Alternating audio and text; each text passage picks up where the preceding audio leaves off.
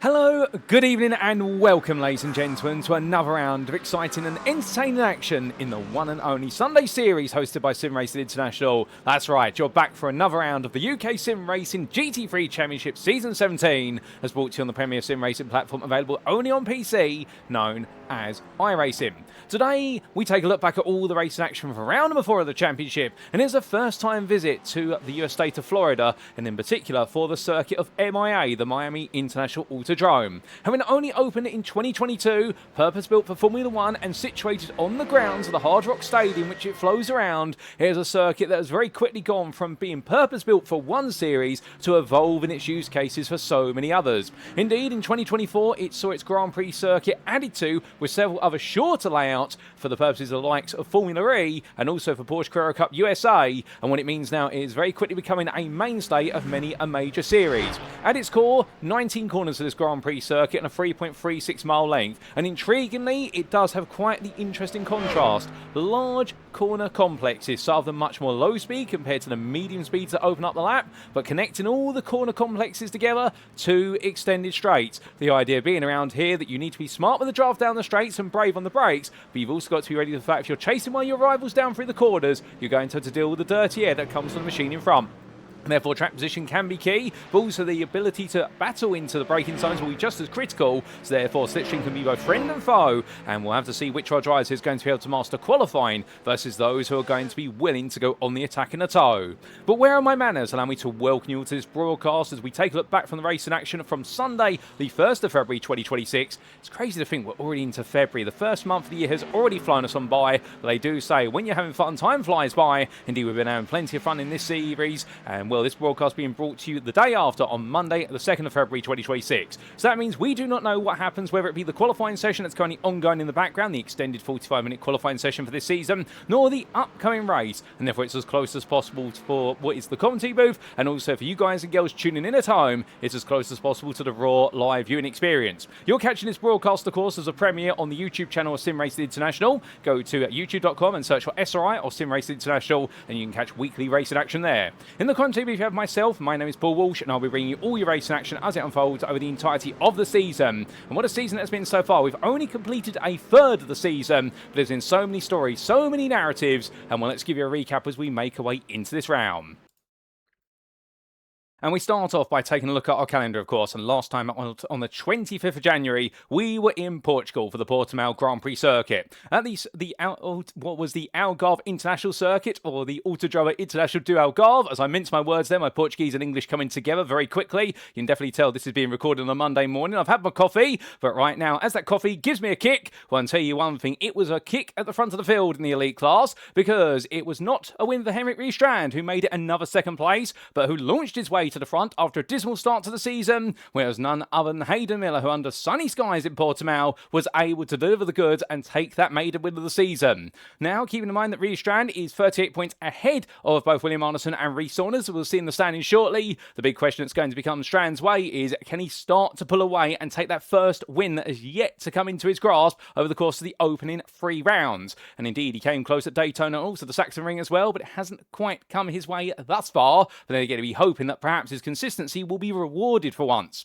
Meanwhile, coming to the Pro class, what we got to see last time out is that it was mixed fortunes for so many drivers up and down the field, and despite the fact that Kyle Roy was the recipient of a very bumpy start when the race went going, he managed to make his way back to the front and take his second win of the season. Indeed, writing off Daytona, which was a bit of a difficult round, where it does seem as though at the moment the Scotsman is now starting to fly high. However, many will be keeping their eyes out for Matthew Crott, who had a dismal day of fortune in Portugal, and therefore it didn't go quite right, and he needs to bounce back as quickly as he can. And also the rather fast-looking debutant from last time out of Maxime Philippard, and as we'll see on the standings very shortly, well, he achieved an absolutely brilliant second place, and it's already moved him into the top 12. As for the interclass, meanwhile, well, Axis Simsport definitely did not have a good day in the office. Indeed, the broadcast didn't really reflect too well on them, either in the fact that it was Andrew Montine who in the end ended up going around towards the very end, and it was the same for Craig Hewlett. However, one thing that wasn't notified on the broadcast was the fact that Craig Hewlett had to start from the pit lane due to a technical issue, and when we went green flag racing, he recovered his way all the way out to the podium places, only then to be turned around in the final 7 minutes, and well, we do feel sorry for Craig on that one. However, whilst it went wrong for them, meanwhile,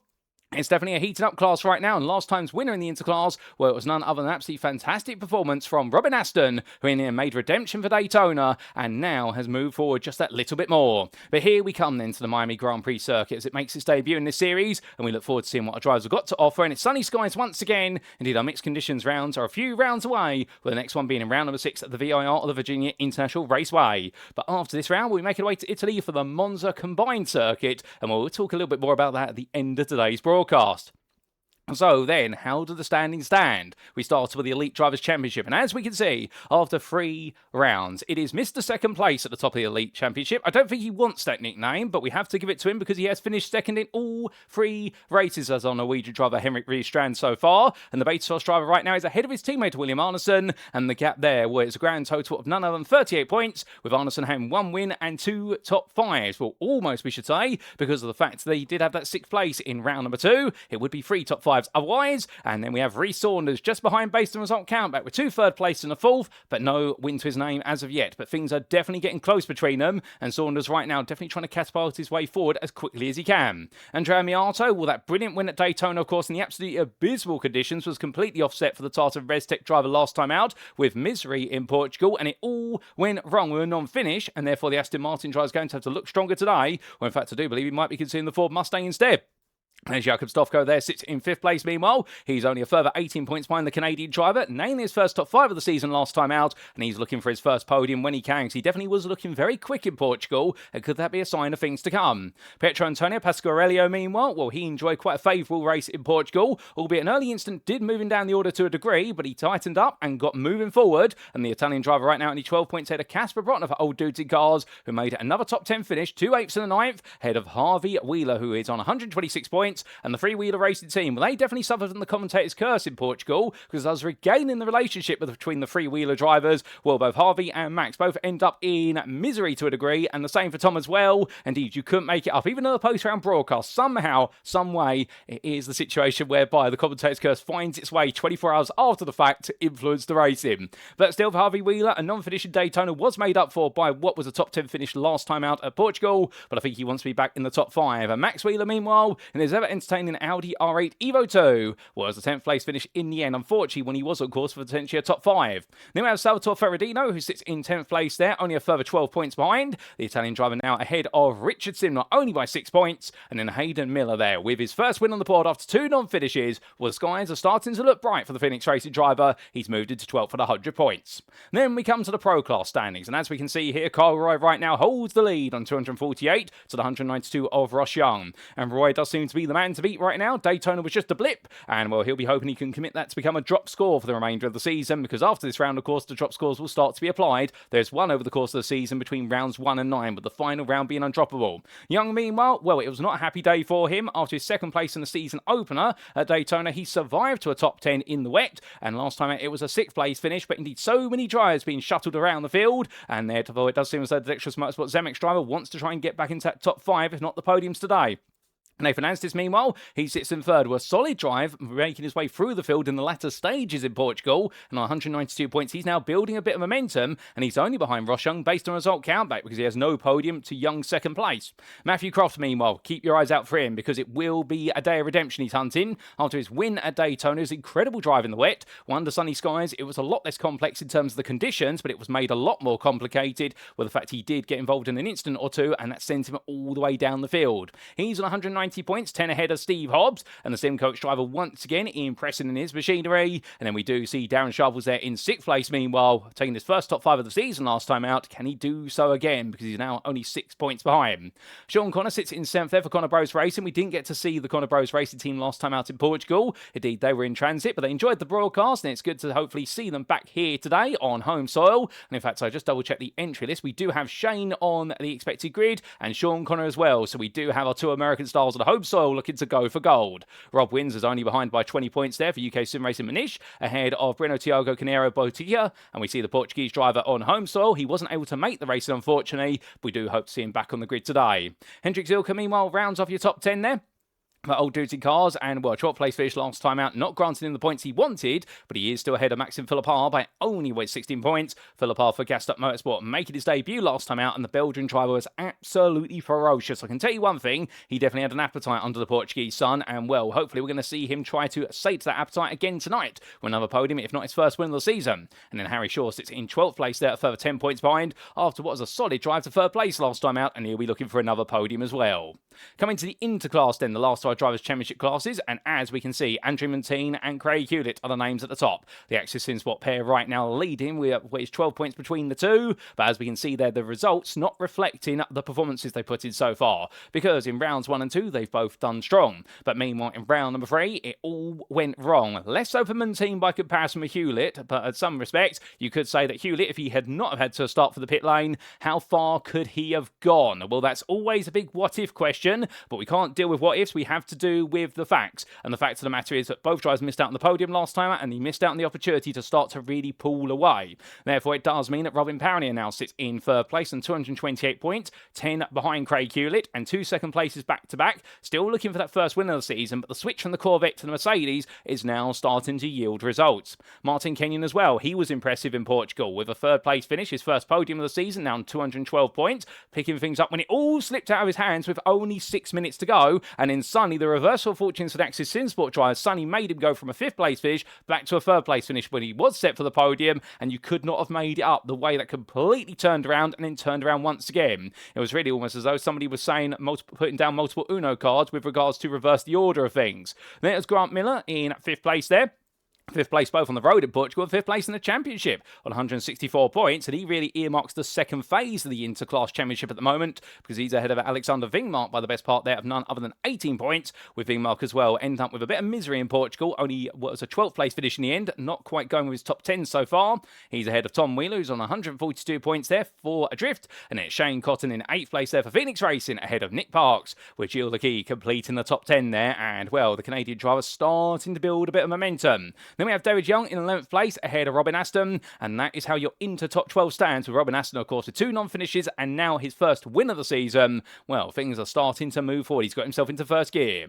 Then coming to the team's championship stands. Here's your top 10, and as we can see, Beta Frost right now, well, for the team, it is starting to look as though they're able to break away as their form is growing, and they now have a 62-point advantage. Meanwhile, Axis SimSports, that's none other than Axis SimSport Z there, that's the blue name, whereas the green Axis SimSport name is Axis SimSport SimSport Y, if you're confused. Well, what we can tell you is that Axis SimSport Z at the moment, they lead the rest of the field in the pursuit of Beta Frost. They are 30 points ahead of Miracle Group M Esports. Now, there has been a little bit of shuffling with the standings between when the racing finished last time out at what was Portugal versus coming into this round, and that's because there were several position adjustments further down the field as a result of some incidents we did see in Portugal, and also what was a slightly unexpected start procedure for a few drives further down. So there were some places unfairly gained. There was quite a bit of adjustment that had to be done to the result after what was the racing in Portugal, but all your standings that you have seen so far reflect that, and you are seeing that here as well. Now, we're not going to go into all the details of who had places taken away from where and whom, because otherwise we might be here all the way to the sun goes down, but that's why you might be feeling as though right now that these points may look slightly different from what you expected, just because of the fact we have had some position adjustments. And indeed, Miracle being the ones who moved from 5th to 3rd as a result of those post-race penalties being applied, as they were down in 5th place just before this, but they have moved into 3rd. And either way, with the slight adjustments, the key thing is there's only been a swap of a grand total of around 30 points, given the fact we have had 7 place adjustments, if my notes are correct. And what that does also mean is the fact it shows you how tight it is in the hunt for 3rd place, because SimCoach are in 4th, only 2 points behind, and then Dexterous Motorsport Zemex are a further 4 points behind. Then you have another gap. You do have the best part there of what is none other than 68 points to Tartan ResTech, who after their misfortunes when it was looking quite strong for the team, well, now it does seem as though they are at risk here, falling back into the clutches of the bottom end of the top 10, because from 6th all the way to 10th it is only 12 points. And in that grouping is Tartan ResTech, UKSimRacing Manish, also their Altitude 3M Esports, of which we will see Tim Perry unfortunately withdraw from the grid for the remainder of the season, and that's why he's been replaced there on the standings with Tom Bland, who takes over from Tim Perry. And don't worry, ladies and gentlemen, you're still going to see plenty of Tim Perry here at SimRacing International. He's just decided to focus all of his time and effort in racing in our GTE Championship, and well, it is a very noble sacrifice, if I do have to be selfish, as a big fan of the GT Championship. Not that I'm not a fan of this series as well, but of course, GTs are where the beating heart is for myself at the moment, so therefore it's a noble sacrifice from him, and indeed it'll be very good to see Tom Bland making his way onto the grid. And from what I hear in my ear, he's not used to racing GT3s, but he is a very accomplished open and closed wheel racer at iRacing, so it does mean he's going into the bit of the unknown, and you will see him in the elite class today. He'll be joining Reece Saunders and Adam Hedgecock in their continued lineup, and behind them it's Phoenix Racing, and then it's Old Duty Cars who round off that top 10. And meanwhile, Freewheeler Racing by Phoenix, well, they're only outside the top 10 by a grand total of none other than 8 points in length. They're only 2 points ahead of one of their peers just further behind, and that I do believe with the other Old Dudes in Cars team, where we do have Amnesia in 10th and Midlife Crisis just behind them in 12th place. So it's really heated up inside the championship right now of the teams. But let's talk a little bit about our host circuit for today then, shall we? And here we are. It is the Miami Grand Prix circuit, located around the grounds of the Hard Rock Stadium in Miami Gardens, the city in what is the county of Miami-Dade of the US state of Florida. 3.36 miles in length or 5.40 kilometers, depending on your preference of units. What never changes, however, is the number of corners that presents. There's a grand total of 19, and a huge thank you to iRacing.com, not just for their brilliant simulator, but the absolutely fantastic track maps that come with it. Now, as we can see, much like we talked about earlier, this is a circuit that really is a circuit of 2 groups of corners joined together by 2 long straights. And therefore, as our drivers roar the way around here, they've got to be ready for the fact they need straight line speed, but they also need corner capacity. Charging away down into the 90-degree right-hander at turn number 1. There's going to be back onto the brake in there, because you can go 2-3 wide, but very quickly they'll need to sort themselves out, because they'll be through the Kinka 2 and in towards the long sweeping bend at turn number 3. Well, they then wind their way through the S sequence at turns 4, 5, 6, and 7, which culminates in a very late left-hand apex to turn number 8. Get it right out there, they'll be full throttle all the way along the first long stretch through the curves of 9 and 10 to make their way into the heavy braking zone, and from the low-speed section of turns 11 through to 16. And we will really see the apex speeds here descend massively, where the focus will be in 3rd and 2nd gear, whereas in the first few corners of the lap, through turns 4 through to 7th, it's 4th and 3rd gear. But as they come through turns 11 and 12, they very quickly find the circuit will tighten as well. And if anybody dares to go too wide through turn number 14, and we saw that, of course, on Thursday, when Nathan Anstis absolutely going all in for a crazy move, and it all worked out, and he's back here today once again. I wonder if we'll see him do it twice over the course of the week. Well, if anybody goes too wide through turn number 14, it beats me, ladies and gents, because that's incredible bravery, and you'll see exactly why very shortly when we go to the qualifying session. Turn number 16 will then be a left-hand 90-degree right-angle corner as they make the one to the backstretch, and that's where we can expect our drivers to try and slipstream past each other before the braking zone of turn number 17, the low-speed corner on the circuit, the harsh hairpin. Well, they then come back through turn 18 and flat out through 19 14 to complete the lap and do it all over again or see that finish line. But without further ado, ladies and gentlemen, that sets the scene. Let's make our way back to circuit side, and as we do, well, how is everybody getting on in this qualifying session? And as they make the way on around, well, we look to the timing tower, and what we can see there with 10 minutes left on the clock, we've had a slightly longer introduction session today, but I don't think you mind. What we can see is that Henrik Riestrand is currently the fastest out there on a 56.035, and with 10 minutes left on the clock, he's now just gone on to an outlap here and is trying to get himself set for an even quicker one. Well, that's absolutely perfect timing, because I think what we do need to do is get ourselves an on-board lap with one of our drivers very shortly, and what better way to do so than with our leading elite driver as he makes his way through the last couple of quarters, and we jump on board for a flying lap with the Norwegian. He's making his way down towards turn number 1, and as he does so, getting ready to go onto the brakes, looks to his left-hand side of his brake marker, braking about 150 meters a quarter apex, down to second gear, plenty of apex, and now coming in towards turn number 2. Mounts the curb there, now into 3, just gradually muscling the car through, coming through the long right-hander, building up the speed and letting the car roll out wide, but very shortly he'll bring it over to the right-hand side in preparation for the exit sequence. Now, dab of the brakes here, get the weight pitch forward, through the left-hander, drop a gear, now into the right-hander, mount plenty of the curb, let pull the car through, then over into the left-hander at turn number 7, and wait for it, wait for it, wait for it, still keep waiting for it, on the brakes, trail it down, and down to second gear he goes, so he makes his way through that left-hander at turn number 8, and now flat out all the way out towards turn number 11. Now at this point he can take a brief breather here. It's just gentle steering application as he makes his way from left into right, and very shortly what he'll start to do now is let the car roll out to 10 and gradually step its way over to the right hand side to open up the next braking zone. Amongst his markers on the right hand side, you'll see there what will be the 250, the 200, then the 150 board. That's where you go to brake, about 135 meters a quarter apex, down to second gear, then down to first. Now in towards turn number 12 here, nice and tight. You do not want to go out wide here, otherwise the car will wash out with understeer, and now make his way into the left-hander at turn 13. Harsh on the brakes here, it's 14-15, so tight as he makes his way under the underpass, and now into the braking zone for turn number 16 there, avoiding the bollard, otherwise it'll be an invalidated lap. And Strand now makes his way onto the back stretch here, full throttle in that Ford Mustang as he powers his wound down. The V8 absolutely sonorous, 5 litres of it of displacement, and well, now he can take another brief breather, but already he's halfway down that straight, heading upwards of 145 to 150 miles an hour. And by the time he gets to the braking zone here, he'll be braking up what will be the 150 meter board and braking down from 160 miles an hour or so all the way down to first gear. Through that left-hander he goes, and now it's going to be as close as possible to flat out here through turn number 18. Sometimes they do have to lift slightly to stop the rear from becoming loose, but it's flat out now through turn 19, that's for certainty. And to the end of the lap, it's been a smooth lap from Riestrand, but what's it going to be? Well, it's going to be a whole second off his previous best time, but understandably, I think right now he's still getting himself absolutely dialed in, but still, we really appreciate that onboard lap, and it gives us a good idea, as meanwhile, Jakub Stovko goes the fastest of everybody by 33 thousandths. And Will Strand now definitely has a mission to try and beat here. Stovko finding some key time, and well, where exactly did that come from, many will be asking, and the answer is it's come from the 5.5 litre V8 Corvette of Stovko, very quick out there, and well, we have seen him grinding form over the opening couple of rounds, and I think this might be the round today where he really announces himself on the scene.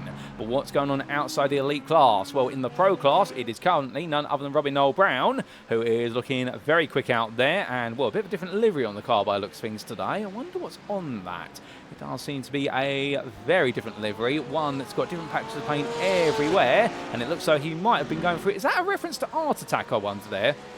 Goodness me, that's taken me back quite some time. I remember Art Attack when I was growing up. Was it on BBC One?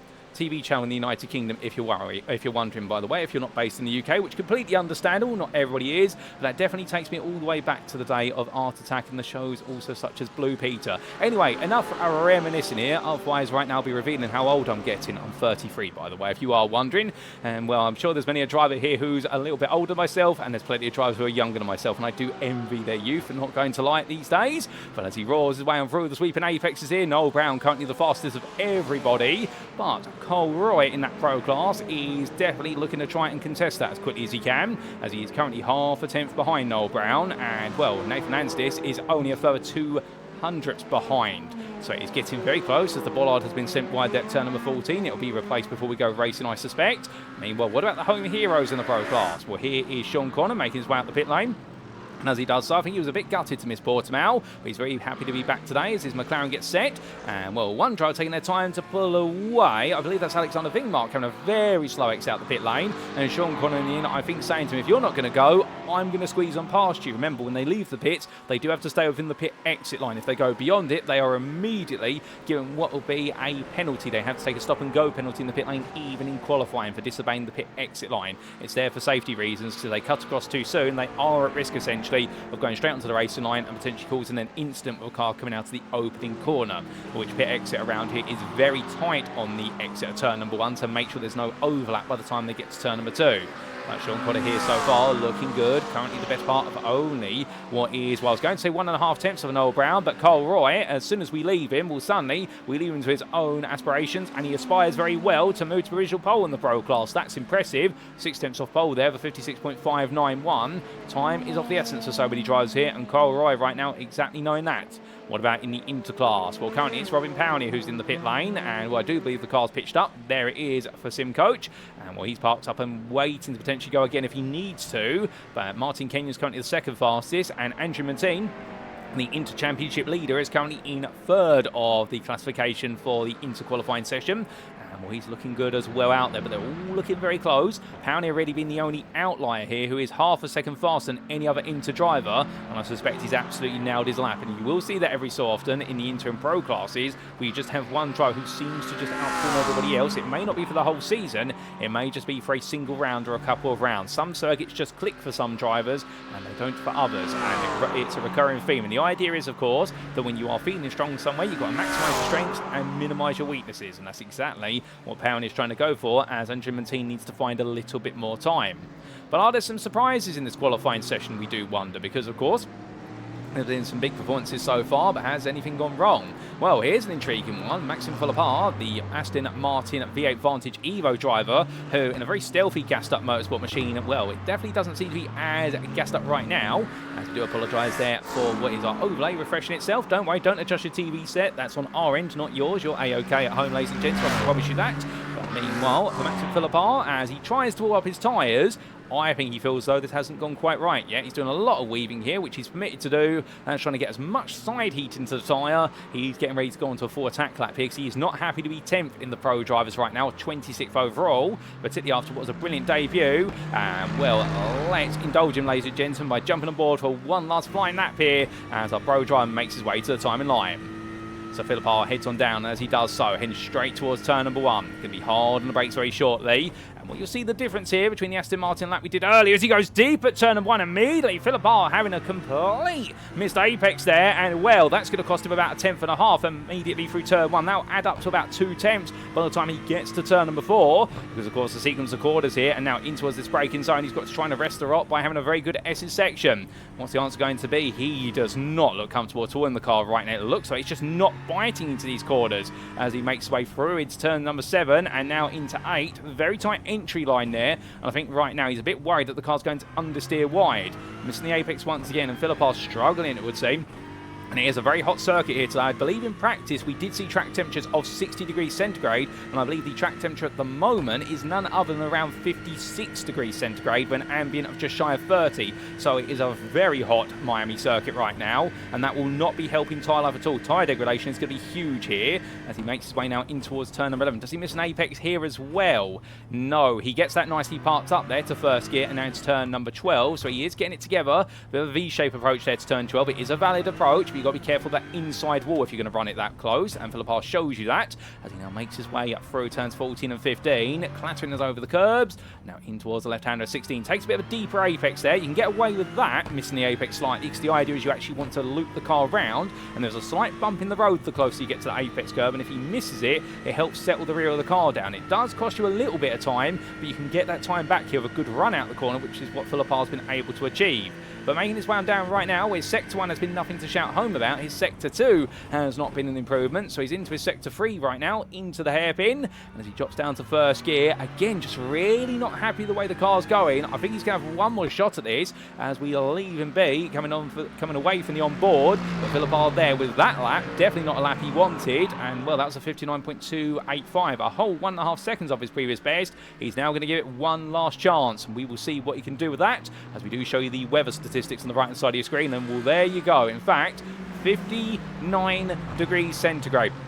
I believe the highest that is available on iRacing, funny enough, is 60 degrees centigrade, so we have definitely maxed out the temperature, and there was always the running joke, of course, in the UK SimRacing community before it merged with SimRacing International, which was whatever the race day session was, you always had the extra part of 10 to 15 degrees of track temperature, and, well, then series admin at the time for the GT3 series, Si Anthony, he got a lot of flack for it, but to be fair, it became a running joke that Si essentially applied what was VAT to it, or value-added temperature, in reference, of course, to value-added tax, which you do see around the world on most purchases, but of course a bit of a running joke in the community, and it does seem as though our VAT has followed us here into SimRacing International ever since the merger, and I can't say I'm too upset about that, because yes, I can understand for our drivers it's going to be frustratingly hot, but also the fact that it is one of the memes, if you will, or one of the tropes of the UK SimRacing series. It has stayed with the series all the way through its history, and long may it continue.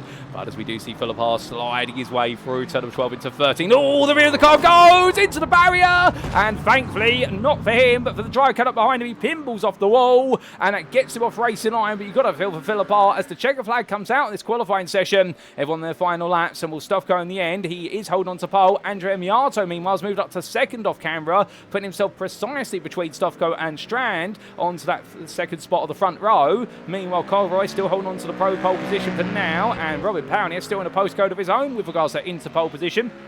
And well, Martin Kenyon not able to improve, nor Andrew Bantade. But Sharples makes his way to line. Casper Rotter just up the road. His teammate has been able to improve. Goes up to 14th, the elite driver. What about Sharples? Well, I think that says a lot when he's not breaking for turn number one. But we're not going to see his Aston Martin, his Ford Mustang in pieces there as he came across the line. What about Salvatore Ferrandino? And as he comes in towards the left to turn number 11 and then 12. Right now, the Lamborghini driver here. He's on his last chance saloon as he roars his way through. Also, one driver who's covered the struggle right now is Nick Parks, currently the 6th fastest for you into drivers. Is he going to find some magic out there? As we can see behind him, the Altitude 3M machine following him, and that is the machinery of none other than Reece Saunders, currently 9th overall, 8th in elite. So Saunders is not having a happy day at the office here. And all these drivers making the way around right now, and Parks in towards the line. Lovely livery machine, and what can he do here? He pulls into the pits. So Parks is not happy with the final sector of that lap, and therefore that's going to see him start no further up the order. Saunders comes to a line. And as he does so, he does not find any time either. Salvatore Ferrandino, he's got 1 or 2 corners left to go. He has had a personal best middle sector. But what about his final sector here? No is the answer. He is not improved either. So Salvatore Ferrandino, he does not find improvement. Max Wheeler's cool little down here. He's got none other than what is Harvey Wheeler in front of him. They run together, the 2-3 Wheeler racing by Phoenix Machines. And once they come into that braking zone, will we see any change between them right at the end? Harvey Wheeler's currently 7th. Max is currently 12th overall. And that translates into 7th and 10th in the elite class respectively for both drivers. They are the only cars out there right now. And into the pits they come as well. So everyone in the end, nobody able to find any late improvements right at the death of the session. And it does mean that Jakob Stoffco will take the pole position here for round number 4 of the championship overall and in the elite class. And well, he'll be joined on that front row of the grid by none other than Andrea Miato, who will be starting second. He snuck that lap in right at the end of the session. It's unfortunate we missed getting the on board of that, because that would have been a lap and so, but still they're very close. And then we had the Ford Mustang of Henrik Reece Strand, missed the 2nd place in the championship, but your cherry leader in the elite class, currently in 3rd, ahead of William Arneson, his teammate. So Beta Frost, they line up together as they normally do, but it's the 2nd row today they lock out, not the front row. And Hayden Miller, the winner at Portugal, well, he's going to be starting 5th, just ahead of Richard Simnor in 6th, the defending champion, who right now still trying to get himself really going forward in this season after season 16, where it was, of course, his brilliance in what was consistency and pace that delivered in that championship crown. It's not quite worked out for him. Carl Roy is your pro pole sitter in 8th, and then we do have Robin Powney, your interpole sitter in 15th, as we now make our way into the warm-up session. And well, of course, we do have that 5-minute session where our drivers have a bit of a breather before they do go to the grid for our green flag racing. So, as we take a bit of a breather ourselves here, this is a great opportunity you hadn't already, ladies and gentlemen, to go get your top up of liquid refreshment. Or alternatively, if you do have some popcorn or you do have some snacks that you want to bring to the table as you get ready to watch this race in, we'll definitely go and grab them now. So you've got 5 minutes, and then we will be gridding and going on to that formation lap. But in the meantime, if you are staying with us, well, we're going to take a look at some drivers who make the way out into the warm-up session, because not everybody wants to sit in the pit lane. Sometimes they do want to get out there. They've got an itch to scratch, or in other words, it is the adrenaline that is still pumping. And well, none more than so here is your elite championship leader of Henrik Strand, and also his teammate William Arneson. And we'll both in V8 machinery. Of course, Arneson in the Mercedes, the German marque 6.3 litre flagship V8 versus the 5 litre V8 of Henrik Stram. And a bit of an intriguing one, by the way, if you're curious as to the Ford Mustangs. Of course, this arriving on the simulator platform in what was the early stages of 2024, if my memory serves me correctly. The 9th generation Ford Mustang as a race car, really earmarking a return for Ford to GT3 class racing. And in terms of the actual car itself, the road car which it's based on, the front end and the rear end of the car being modified versions of what was the Gen 8 car, but the actual centre section of the car, so essentially from about 25% in from the very front all the way to about 80% to the rear of the car, is still the same platform as what was the Gen 8 car, which proved very popular and saw a return to popularity for the Ford Mustang as a machine. Of course, offered with 2 different engine specifications on the road of a 2.3 litre EcoBoost engine, or alternatively the one that everybody loves the most, the 5 litre V8, of which then, well, that engine being carried forward into 9th generation car, which is the platform for the purposes of this machine. Stram makes his way down towards turn number 17, and what a lovely machine there. And I do believe the displacement actually up to 5.4 litres for the GT3 car compared to the base 5 litre, but it is based off of that same 5 litre Coyote engine. But as he makes his way on through, well, we do look a bit further down the order. Who else is out there? We've got Harry Shaw as well in the Lamborghini Huracan Evo. This is the Mark 1, of course. How can you tell the difference between the Mark 1 and the Mark 2? The Mark 2 not being available on iRacing. Well, the main way to identify it visually with regards to the car is the roof. You will not see what will be the roof air scoop on the Evo 1 as you will on the Evo 2.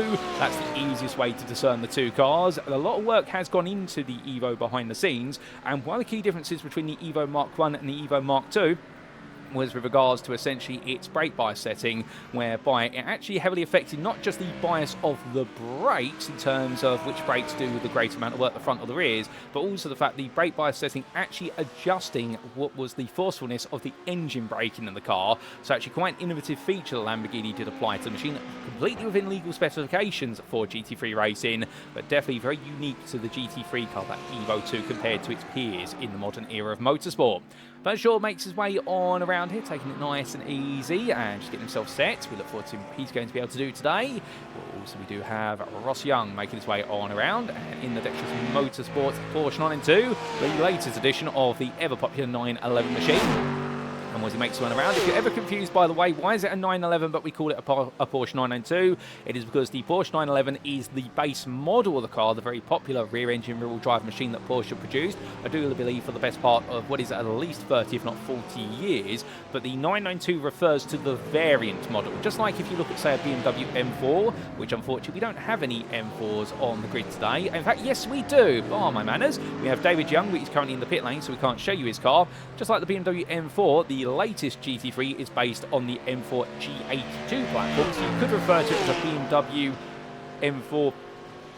What would be, well, in fact, you could just refer to it as a BMW G82 GT3 if you wanted to, with the M3 being the G80, the different designations there, because the M3 has 4 doors versus the M4 having 2 doors, being what is a coupe versus a saloon. Well, you could say the same with the Porsche. This is the 992, which is the latest edition of the 911, the predecessor being the 991.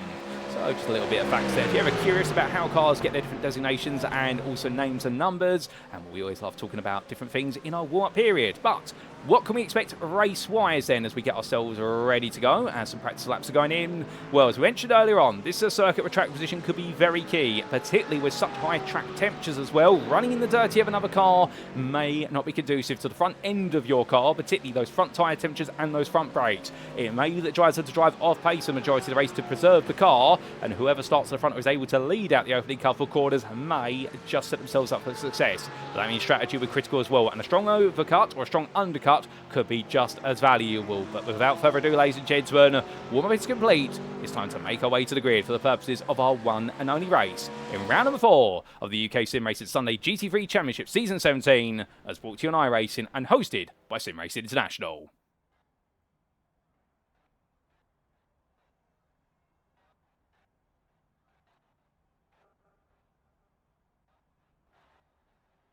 And so here we go, ladies and gentlemen. Our drivers make the way onto the grid, and this is how they'll line up for the 4th round of the championship. It's Jakub Stovko who takes his maiden pole position of the season, elite and overall. A brilliant pole lap there for Mirko Group M Esports, and he's on pole by 12 thousandths over Andrea Miato. The Tartan Restech driver in the end, leaving it late in the day as he normally does in qualifying, but he snuck into second, just ahead of the Beta Rosberg there of Henrik Riestrand and William Arneson. Then for the Norwegians, it'll be the Scotsman of Hayden Miller for Phoenix Racing, who starts 5th today. Keep your eyes out for him as he tries to make quick progress, and he's ahead of Richard Simler in the end for DCW Racing, who was 4 tenths behind and really earmarking the rest of the field. Because behind him was then Harvey Wheeler, who starts 7th there for Freewheeler Racing by Phoenix. Your pro pole sitter of Kyle Roy, 2-time winner this season so far. Can he go for 3 now out of 4 rounds? He starts in 8th for Miracle Group M Academy. Then we have on the final row to complete your top 10, Reece Saunders there for Altitude 3M Esports with his weakest qualifying points of the season thus far. But then again, don't count him out. He's quick at this circuit, we know that. Robin Noel Brown starts 2nd of your pro drives, 10th on the grid for GPX SimSport Xenon. Then behind him, it will be in none other than 11th place. What will be at the car, as we do try to look a bit further down that order. And it looks as though our grid right now might be having a bit of technical difficulties, ladies and gentlemen. We do apologise for this, as in fact we can't move you down that grid at the moment. Please bear with us, and we'll see what we're able to do. Can we get the grid? No, we can't. It does seem to have a bit of a technical hitch. We are going to see if we can briefly fix that, and we will get back in the flow with regards to running your way through that grid as quickly as we can. As our drivers make the way away, and indeed now get themselves all moving forward. Let's see if we can get our grid once again. We do apologise for that, not quite sure what's happened. And unfortunately it does look as though we have lost our gridding order. But tell you what we're going to do. We're going to call out all those positions anyway as they make the way on through. You just won't be able to actually see them visually on screen as they all make the way on around. So without further ado, continuing that grid, we're starting in 11th place. It is going to be Tom Bland on his debut. And, well, we look forward to seeing what he's going to be able to do from his starting position as they make this formation lap away. Then we have in 12th place, Max Wheeler ahead of Nathan Anstis, who will be your 3rd of your pros. It's then going to be Casper Bronto, who starts 14th, and behind him will be your Interpol sitter of Robin Pownell with a very impressive qualifying session. In the end, qualifying the best part of half a second ahead of everybody else in the interclass. Sean Connor joins him on the 8th row of the grid ahead of Ross Young and Matthew Croft, who line up on row number 9. And it's going to be Salvatore Ferradino starts 19th ahead of Darren Sharples to complete that top 20. Justin Earl begins his day 21st ahead of 2nd place Inter driver of Martin Kenyon. And it is going to be Andrew Montine, who starts 3rd of the Inters, in the end just missing out versus Kenyon. It'd been a very slender margin between both. And then we have Ashley Brooks, who is 24th. On the 13th row of the grid, it's going to be Steve Hobbs, just ahead of Maxim Philippar, who after his impressive debut in Portugal, well, it's not been an impressive qualifying session so far. Can he impress in the race? Grant Miller will begin his day 4th of the Inter drivers on the 14th row of the grid, 27th, ahead of Tom Wheeler, who joins in there 5th of the Inters. Then it's going to be an Inter theme for a little bit longer because Nick Park starts in 6th for the class, 29th overall, missing out at the end of qualifying, but able to get one step ahead of Eduardo Royes, who starts in 30th. Shane Cotton begins this one in 31st, ahead of Rob Windsor. And Rob Windsor seemingly struggling a little bit for SimCoach in qualifying. Can he put things together in the race? We will see, because he is ahead of Harry Sierra and Alexander Vingmark. Then we'll have on row number 18, Shane Connor, the 2 Connor Bros drivers here, back once again, ahead of Thomas Barjuk, with Adam Hedgecock starting in 37th place, ahead of Gilles Lequib. And then it will be on the penultimate row of the grid to complete the top 40, Neville Harris and James Conley. And then on the final row of the grid is going to be Harry Shaw and David Young. Well, that's how the grid will all start, ladies and gentlemen, as they make the way on through. We do apologise we couldn't give you the graphics there, not quite sure what's happened, but still, what we lacked in the graphics, we've made up for, hopefully, in being able to give you that oration. And as our last of our cars make the way on down, well, we're not too far away from going green flag racing here as they make the way behind that safety car, and it is going to be for Jakub Stovko to take us away for green flag racing for the first time this season. But to be fair, he'll be no stranger to doing this as he makes his way onwards and holding a higher gear there, intriguingly. That's to save a bit of fuel, but he makes his way now down towards that braking zone. Will the BMW M2 CS Racing safety car, it will be allowed to pull away very shortly as we see a slight biff to the wall there from Reece Saunders in the rear of the picture. And going through turn number 17, well, it's over to Stovko to take us away for 60 minutes of racing action here in Miami.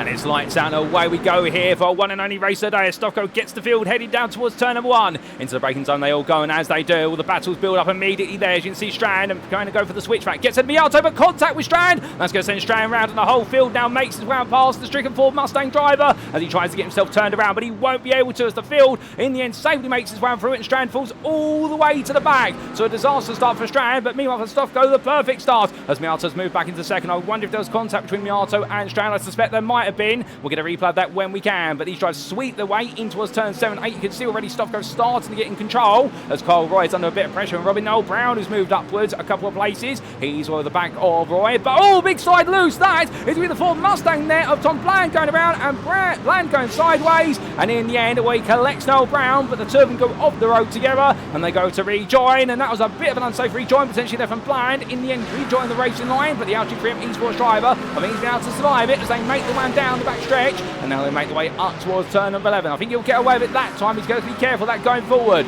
but as he does so, well, right now there's been some surprises. There's going to be more of them as Martin Kenyon and the second place into starter. He's lost out versus Andrew Montaigne, and he's now got Maxim Philippart, the insider, as they come through turn number 11. And well, these drivers both trying to make amends. Kenyon trying to make a bit of an arrest of the rot from the start. Meanwhile, Philippart is trying to make up for qualifying as he in the end has to back out there versus the DXT Motorsports driver. And Philippart can't find his way through as they all queue together. Further back, Shane Connor here as they all head into the traffic jam. And well, this is not the formation that, ladies and gentlemen, it's just how the Concertina in. But everyone respectfully there does not hit the car in front. But you can see that Adam Hedgecock, he's moved all the way from 37th to 30th already. He's got ahead of Bland. As a result, Bland slide loose at turns 7 and 8. And right now, Hedgecock making amends as well as he moves forward. Bland here trying to slipstream his way past Henrik Strand, and well, these two elite drivers are a long way away from where they belong on the grid, and as they get ready to battle their way down in towards the next braking zone, the GT3 esports driver here will get ahead for now, and he's being aided by Hedgecock, but Strand meanwhile cuts to the inside then and says to him, I can do that too, you know, but unfortunately he can't beat him on the brakes, but he won't need to in the end. They all go a bit deep, bit of contact there, and Bland turns slightly sideways, Strand backs out not to add to it, and Adam Hedgecock in the end by going so deep has to back off, as Hayden Miller has to go into the pit lane. I do believe that Miller might have had a jump start, although we're not 100% certain on that, but that's heartbreaking so for Hayden Miller, because he was looking so good to be starting in 5th place, and well, I think another win might go away from him. Strand dives at the inside of Bland, but Bland goes to the switchback there, and Strand outbreaks himself. But whilst it's all happening further down, meanwhile at the front of the field, onto lap number 2 we go, and right now it's looking very much in control here for Jakob Stofko, as he makes his way out to turn 7 and 8 ahead of Andrea Miato, William Arneson. That's your top 3, and Harvey Wheeler, Richard Simmel complete your top 5 ahead of Reece Saunders, and it will be Kyle Roy, who's your pro leader in 7th place ahead of Nathan Anstis and Sean Connor. That's going to be your top 3 of pro all the way through to 9th then, and Max Wheeler completes the top 10 a bit further back, and he's chasing after Sean Connor at the moment with Matthew Croft behind him and Casper Brotner also in tow. Robin Pownier meanwhile, he is your inter-class leader, the sim coach driver, as he makes his way towards that braking zone the turn number 11, and as he does so, well, he's clear of the rest of his peers right now, because Andrew Montaigne and Martin Kenyon are getting a bit firm with each other, but not before we see Montaigne right now having to worry about the fact Sharples and Brooks are fighting right in front of him. New livery on the car for Ashley Brooks there, the black and pink, lovely livery machine there for Axis Sport Z, and as he comes through that right and in toward the left right now, I can tell you one thing, the 192 driver, he's had a good start, he's attacking Sharples, and both drivers have made a little bit of progress in this race, but they'll be hoping for a bit more before all is said and done. But goodness me, what an opening couple of laps this race it has been thus far, particularly that opening lap there with a big slide sideways into turn number 1 for Reece Strand. After that was that contact, and also happened at turn 7 and 8, which did see Bland go all the way down. Unfortunately, Noel Brown being collected with it, albeit I think an innocent error, but in the heat of the moment, understand, I think Robin Noel Brown will be saying to himself, why does it have to be me? Well, as they all head down towards the braking zone for the hairpin here, you can see the long line of cars heading on down. Further back, this is Robin Noel Brown, now in the slipstream of Hedgecock and Windsor as he tries to make his way back into the top 10. Here he looks to move up the inside of Hedgecock. It's going to be a pretty straightforward pass if so, and then he gets it stopped on the dime, and the Aston Martin driver doesn't really have a response there other than to tuck in and just carry on the race. And understanding, I think here Hedgecock respecting the fact that this early on he doesn't need to fight with Noel Brown. They are right now focusing more on making progress up through the field, and I think it is racing smarts here for both. Onwards they go, as Hayden Miller in fact had to make a brief stop in the pit lane, so I wonder if Miller picked up some damage that we did not see at the race start. We will get a replay of the race start shortly to explain what may have happened. Meanwhile, Sean Connor here, he's found some great progress for Connor Bros, and well, I can tell you one thing, the grin in his profile picture, he'll definitely have that grin underneath his lid right now as he makes his way through turn number 8, chasing after Max Wheeler, and then he's going to be hunting down the top 2 of the pro class here, but can he close them down? Could we see an American win on the home soil here today? Well, that would definitely be one for the books if so, but right now the Connor Bros dry. Can't get ahead of himself. First thing he's got to do is try and make sure Matthew Croft does not get too close to him, because Croft is right there with him right now. Head on down. Coming towards the braking zone, there's going to be no change between them. Meanwhile, further back there is going to be some change of foot potentially for Eduardo Ruiz as he battles with Maxime Philippard. And right now, Philippard does get on past the Spaniard. The Belgian up another place now, moving up into 8th in the pro class. As we can see there, Grant Miller watching on behind. But Miller knowing that his mission has got to be, simply put, not interfering necessarily with the pros, and instead focusing on what he can do in the interclass. As we do continue to look at Royce here, give him chase. The bullet has gone flying once again. That keeps getting knocked around, understandably so. Meanwhile, that's a slowdown for Justin Noel being served there. I believe that will be for track limits. He's on the right of your picture in the very colourful pink and blue Ford Mustang, and he's serving a slowdown there for track limits at turn number 14, where he's cut the apex too aggressively. Ready to head down towards the braking zone for the hairpin. Well, change the foot there with a slow down. As just off camera, Max Wheeler and Sean Connor still fighting each other, and it's getting a little bit close here in towards the hairpin as they all come through. But they're all making their way safely on the round right now. But understandably, I think now that everyone's settled down, they've got some tyre temperature, albeit they are definitely not lacking any tyre temperature today. I think drivers are now starting to think, what can we do at this point to get a bit more aggressive? It's getting a bit aggressive further here. Meanwhile, Harry Shaw trying to find his way past Shane Connor as we ride on board, chasing after the brave Connor Bros machine. And Shaw looking around the outside here as he heads into the braking zone. Can he get it done into turn 1? Lamborghini's got the rotation here, and well, he will be able to go for it. So now it's the inside of turn number 2. 2 way to make their way through, but Shaw slithering around there like a snake, and in the end just about keeping it together. Goodness me, I thought that was going to go round there for sure, but in the end committing to the bit, keeping his power down, and well, the British driver for Iron Apex Esports moving up to 29th place. As Cotton right now, well, he'll be grateful for the fact he's got the pro drive between himself and his inter-rival Shane Connor, but also the fact that Cotton will be thinking to himself, great, now I've got to deal with that Lamborghini very soon, and Shaw's probably going to be nodding at that fault, thinking, yep, I'm coming for you as quickly as that, as he gets a really good run there out turn number 8. And Shaw right now, well, he might have had a bit of a difficult qualifying session, starting all the way back in 41st place, but I can tell you one thing, right now, despite the difficult qualifying session, he is not giving up. But meanwhile, Bland and Parks, they go side by side, down through turn 10 in towards 11. It is going to be forward-on-forward action here, and where it is going to be Bland who gets ahead, making that recovery drive, and Shaw, meanwhile, goes all in under braking there versus Cotton, and well, that's daring, but to be fair, he who dares wins, they say, and in the end, Harry Shaw gets the move done, and moves up into 28th. That's for overall, not class. His next target will be Henrik Strand, and well, he'll try and stay with the elite driver and follow him through the field if he can, and then he will have a few more pro drivers, well, he's going to have a few more inter drivers, I should say, before he finally gets to the pros he's chasing after, as the pros are quite a way up the order. But meanwhile, as I try to get ready to go on to lap number 5, we take a trip back in time, ladies and gentlemen, and look at some of the big moments on the start of this race, including what exactly happened to Henrik Rees Strand right at the start when we went green flag racing, and it all went very sideways before he was able to get things pointed in the right direction. But what exactly happened is the question. Here we go to find you an answer. As we take a look back in time, then this was into the braking zone for turn number 1. Got a really good start. Was all over the back of Stovko into the braking zone, and a tap there. Ooh, now that's interesting. Unfortunately as well, the Corvette, they've been collected to Hayden Miller. We didn't quite catch Hayden Miller being escorted sideways, but for Strand, can we get on board with William Arneson there? I think we might be able to. Let's see if we can, because I think Arneson might have been at the core of this. And I think there was a tap to the rear of Miato's car, and that pushed Miato towards what will be Strand. Now, it's going to be very hard to tell from that camera angle, but that might have been the contributing factor. Unfortunately, this is what it looked like from onboard Hayden Miller's car, if we can get the replay of that. In fact, no, we can't, unfortunately. What we can do is see it again from another angle, and, well, I think there was contact between Arneson and Miato. That's the big question, and then, well, you could see it was just an attempt to go around the outside from Miller, tried to stay safe, but he couldn't quite find a way to avoid it in the end, and was collected as a result. So this will start for both of them. We also then had this for what was our driver of Noel Brown, who found himself being sent off the road, albeit he was a bit innocent in this one. As they made the one through, he was chasing off, well, he was being chased by what was there, the Ford Mustang of, I believe that was Bland, who went up the inside, a bit daring, and unfortunately for Noel Brown in the end being collected alongside him. And well, Tom Bland, as much as he had all the enthusiasm, I think there the tyres just were not ready, and this was the on board from Bland's perspective as he went for this move. So made his way into that braking zone, and as he did so, sees the inside here, thinks, right, I can go for it, and in the rear of the car says, no, it's too early to do this, and it just slides loose. At that point, he's a passenger in his own car, and for Noel Brown, well, being collected there just slightly, and understandably, I think he'll be a little bit annoyed at that, but when he looks back on it, I think they'll both sort of talk about it and talk about, okay, you know what, it happened, and we just have to move on. We also had this, unfortunately, for what was, I do believe, Steve Hobbs at the end of lap 1, as we take a trip back in time. And this was Hobbs coming down in towards turn number 11. 4 wide on entry there. He was on the very outside. And for Hobbs, the car just going slowly and coming to a stop. Having to tow to the pits in. Not quite sure what happened to him. And we had this shortly after for Alexander Vingmark, who'd had a bit of a dismal start to his race. And, well, in the end, made his way into turns 7 and 8. And as he did so, the rear of the car sliding loose. And for Vingmark, it all went very much backwards. But with that, ladies and gentlemen, we go forwards to the present and go back to your live racing.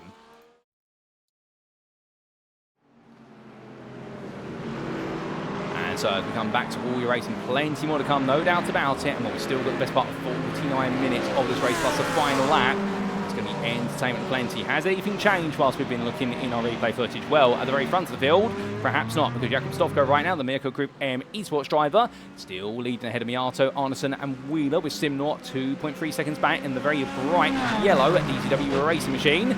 There he is, defending champion of the Elite. And as he powers his way on down right now, Well, Simler, I think, definitely looking at this point to the fact that he's got a bit more work to do here. But heading towards that braking zone, you see all the cars behind as well, all getting themselves pitched and looking what will be for potential battles into the braking zone. And Sean Connor is under a bit of pressure here, the Connor Bros driver, because he does have Matthew Croft on his backside. And it does look as though, in fact, Connor and Croft have swapped around since we last took a look at them, unless I'm mistaken. But anyway, these two are very close, and in fact, they have got Casper Brotner right on the back of them now.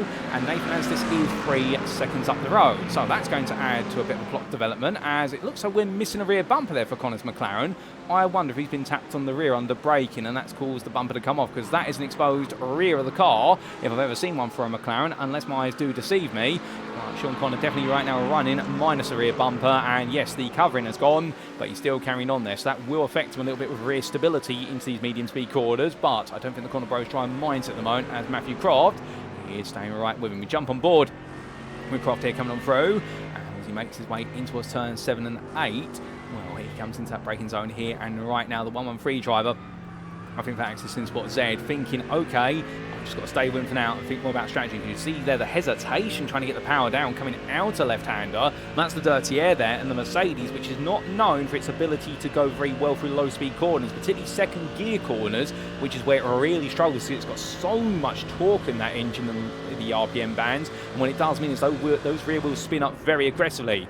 Now, is Connor going defensive there? He's worried about Croft's Mercedes, unless Connor just feels though, in fact, with the damage he's got, it's better to take tight lines, because the rear of the car's naturally going to push him through the corner even more now. But very uncharacteristic there. If Croft was a bit closer, I would say yes, go defensive, but from that far back, I do wonder whether Sean Connor is just worried that Croft's looking for a move on him. He's going to try and go for a lunge, but either way, well, it's going to lead to a bit of drama potentially later on. Good drama, that is. It's always good drama, to be fair, in this series. And meanwhile, further back, what's exactly happening between drivers?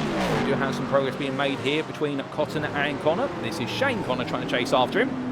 And Shane Cotton right now holding on here, and indeed it is the battle of two Shanes, ladies and gentlemen. Don't worry, I'm not having Shane sickness or hallucinating in the fact we've got Cotton and Connor, both Shanes, and as they make the way on down here right now, they couldn't make it easy on the names, to be fair, but I don't mind, because I can tell you one thing, they're enjoying the racing. And well, as they make the way down the back straight, well, the Acura driver here of Connor, in an Acura which has proven not to be a very popular car this season. Again, it really has moved away from being one of the most popular cars on the grid to a car which really is a niche pick, if you will. Less so because of specific circuits, more so because it requires a specific temperament and setup to run it well.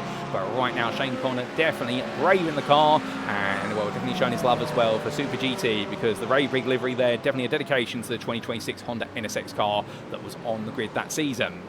Makes his way in towards the right-hander of turn 1, still trying to find that 7th place in the interclass, as we show you those class standings on the left-hand side of your screen. And well, in terms of progression in the classes, we do also look to what is none other, and I do believe Maxim Philippar as the gassed-up motorsport driver here. Now gradually making his way forward after starting 10th in class, now 9th of the pros, but he's got a bit of work to do. with Henry Strand right behind him, understandably the elite driver here who fell all the way to the back after what was the turn 1 altercation between himself and Miata and potentially his teammate of Arneson, and Miller being the extra party in that one. Right now Philippar here under pressure from the elite driver, but as they make the way on through, still 45 minutes to go. It's a long race here and track position could be valuable. Philippar going a bit defensive initially, but surely he's going to let this go. He doesn't need to necessarily fight, and the answer is going to be he is going to fight here, intriguingly, with Strand. So, well, the gassed up motorsport driver in the end, he's going to find himself to the inside, to the outside line now, turn number 12, and there's contact between the two of them.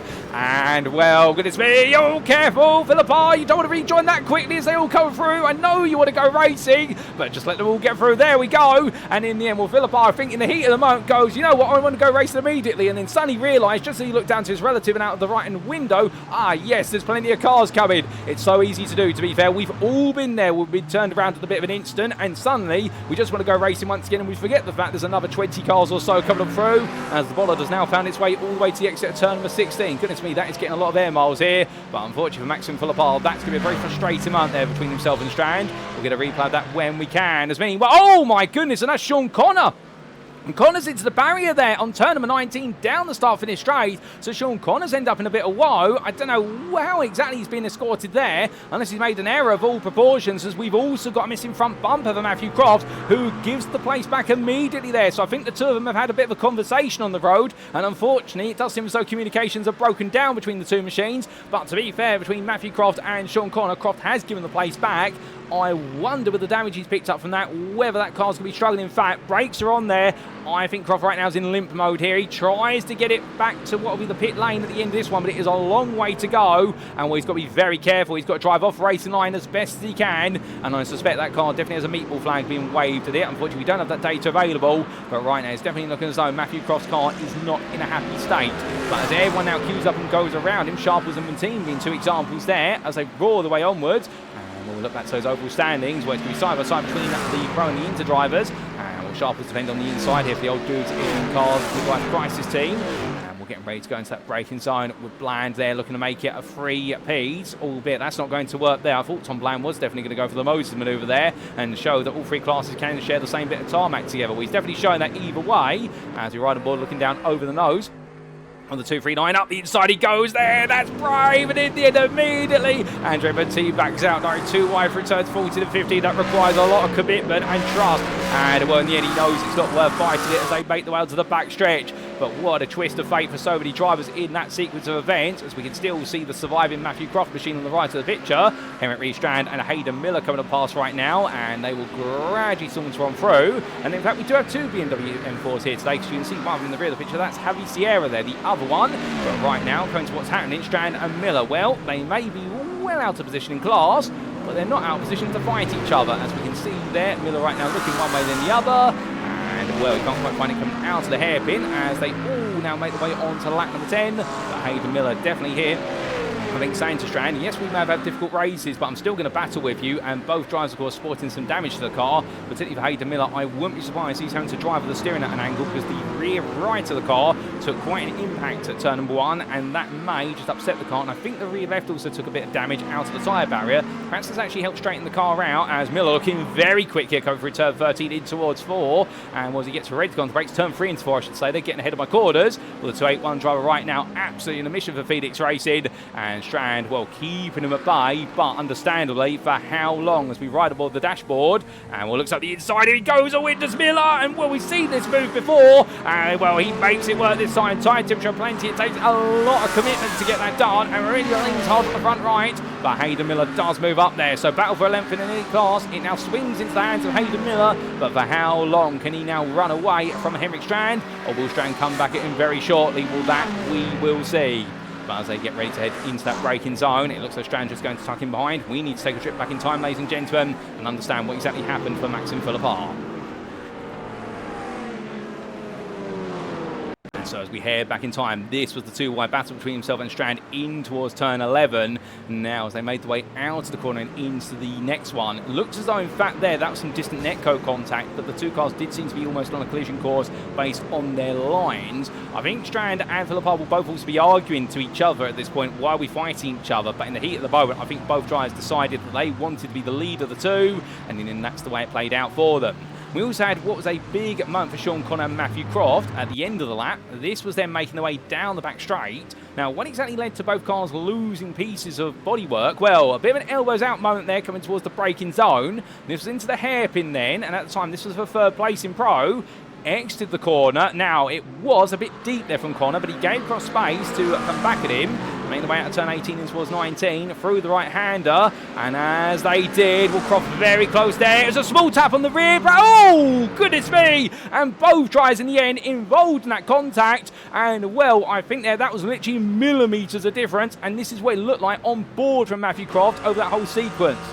So making its way on down here towards the braking zone, and keep in mind already that Sean Connor was missing a bit of his rear bumper for an earlier contact with somebody. So looked all the way around the outside here, classic racing into that braking zone. You'll see Connor reappear on the left hand side of your screen. Now out of the corner they went, and as they did so, well, this is where things got very testy. Let's just listen. And well, if it was a touch, a very tiny touch at that, I think that must have been literally the smallest of taps on the rear as Connor came off the apex of 19, and that just unsettled the car enough to then cause it to have a secondary contact, and will both tries in the end. I think that might be Matthew Croft in the end. Well, he's got the damage on the car, but also he perhaps decided to immediately let Connor go to say to him, look, hands up here, never meant for anything to happen, but it happened, and then we just see the rest of the footage of him crawling around as we return to your live racing. But as we do come on back, well, plenty more to come, no doubt about it. And well, with 20 minutes of this race complete, we've already had plenty of stories play out here. I think we're going to see plenty of what all is said and done. And whilst we're looking further down the field, let's look to the very front of the field. And this is Jakub Stofko right now, and Mirko Group M esports driver. Well, he's holding on, but Andrea Miato has been maintaining what has been a closing rate to knots, only as part of a couple of hundredths a lap. But to be fair, Miato and Aston Martin now seems to be getting dialed in. William Arneson, the third place man in this group. Well, right now, the Beta Frost karting driver, he is looking to try and stay in distant touch. Understandably, I think his game plan is going to be to see whether he can play a bit of a rolling factor here with these drivers as he makes his way through that left-hander. And, well, Harvey Wheeler, 3.5 seconds back. Harvey's on course here for his best result of the season, the three-wheeler racing by Phoenix driver. And he'll definitely be very happy with that if he is able to put it together, given the fact that up until this point, his best result of the season so far has been none other than what has been a 5th place. And that was all the way back in our season over at the Saxon Ring. So he'll be going one further, and perhaps he might be able to even go 2 further. Richard Simnor behind him, however, would love to say something about that, as Simnor now gradually getting a little bit closer. And Simnor's definitely had a bit of a slow start to the season, but to be fair, he does gradually move forward over the course of the seasons. And well, perhaps not last season, he found himself right in the thick of the fighting from the outset for the wins and the championship glory. But in previous seasons on the grid as well, we have normally seen that Simnor is one of those drivers who you can never count him out, whether he has a slow start to the season or a fast one. He's always there at the very end.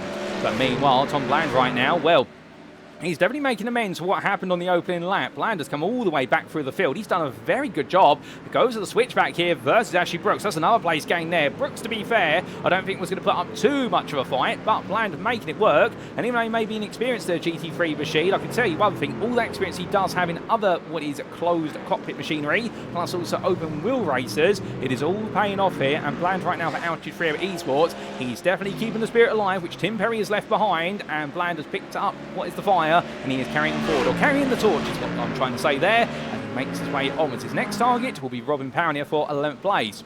Speaking of which, Pownier right now, your inter-leader, goodness me, has he had a quiet race so far, the Sim Coach driver, and well, as he makes his way out of the hairpin, I think he'll be very happy to keep it that way, given the fact that normally quiet races are normally good ones, unless you start a long way back and you haven't got the pace. But Pownier right now, after taking that pole position, well, he's gained a few places overall due to the demise of others, but otherwise he has just simply been running his own race.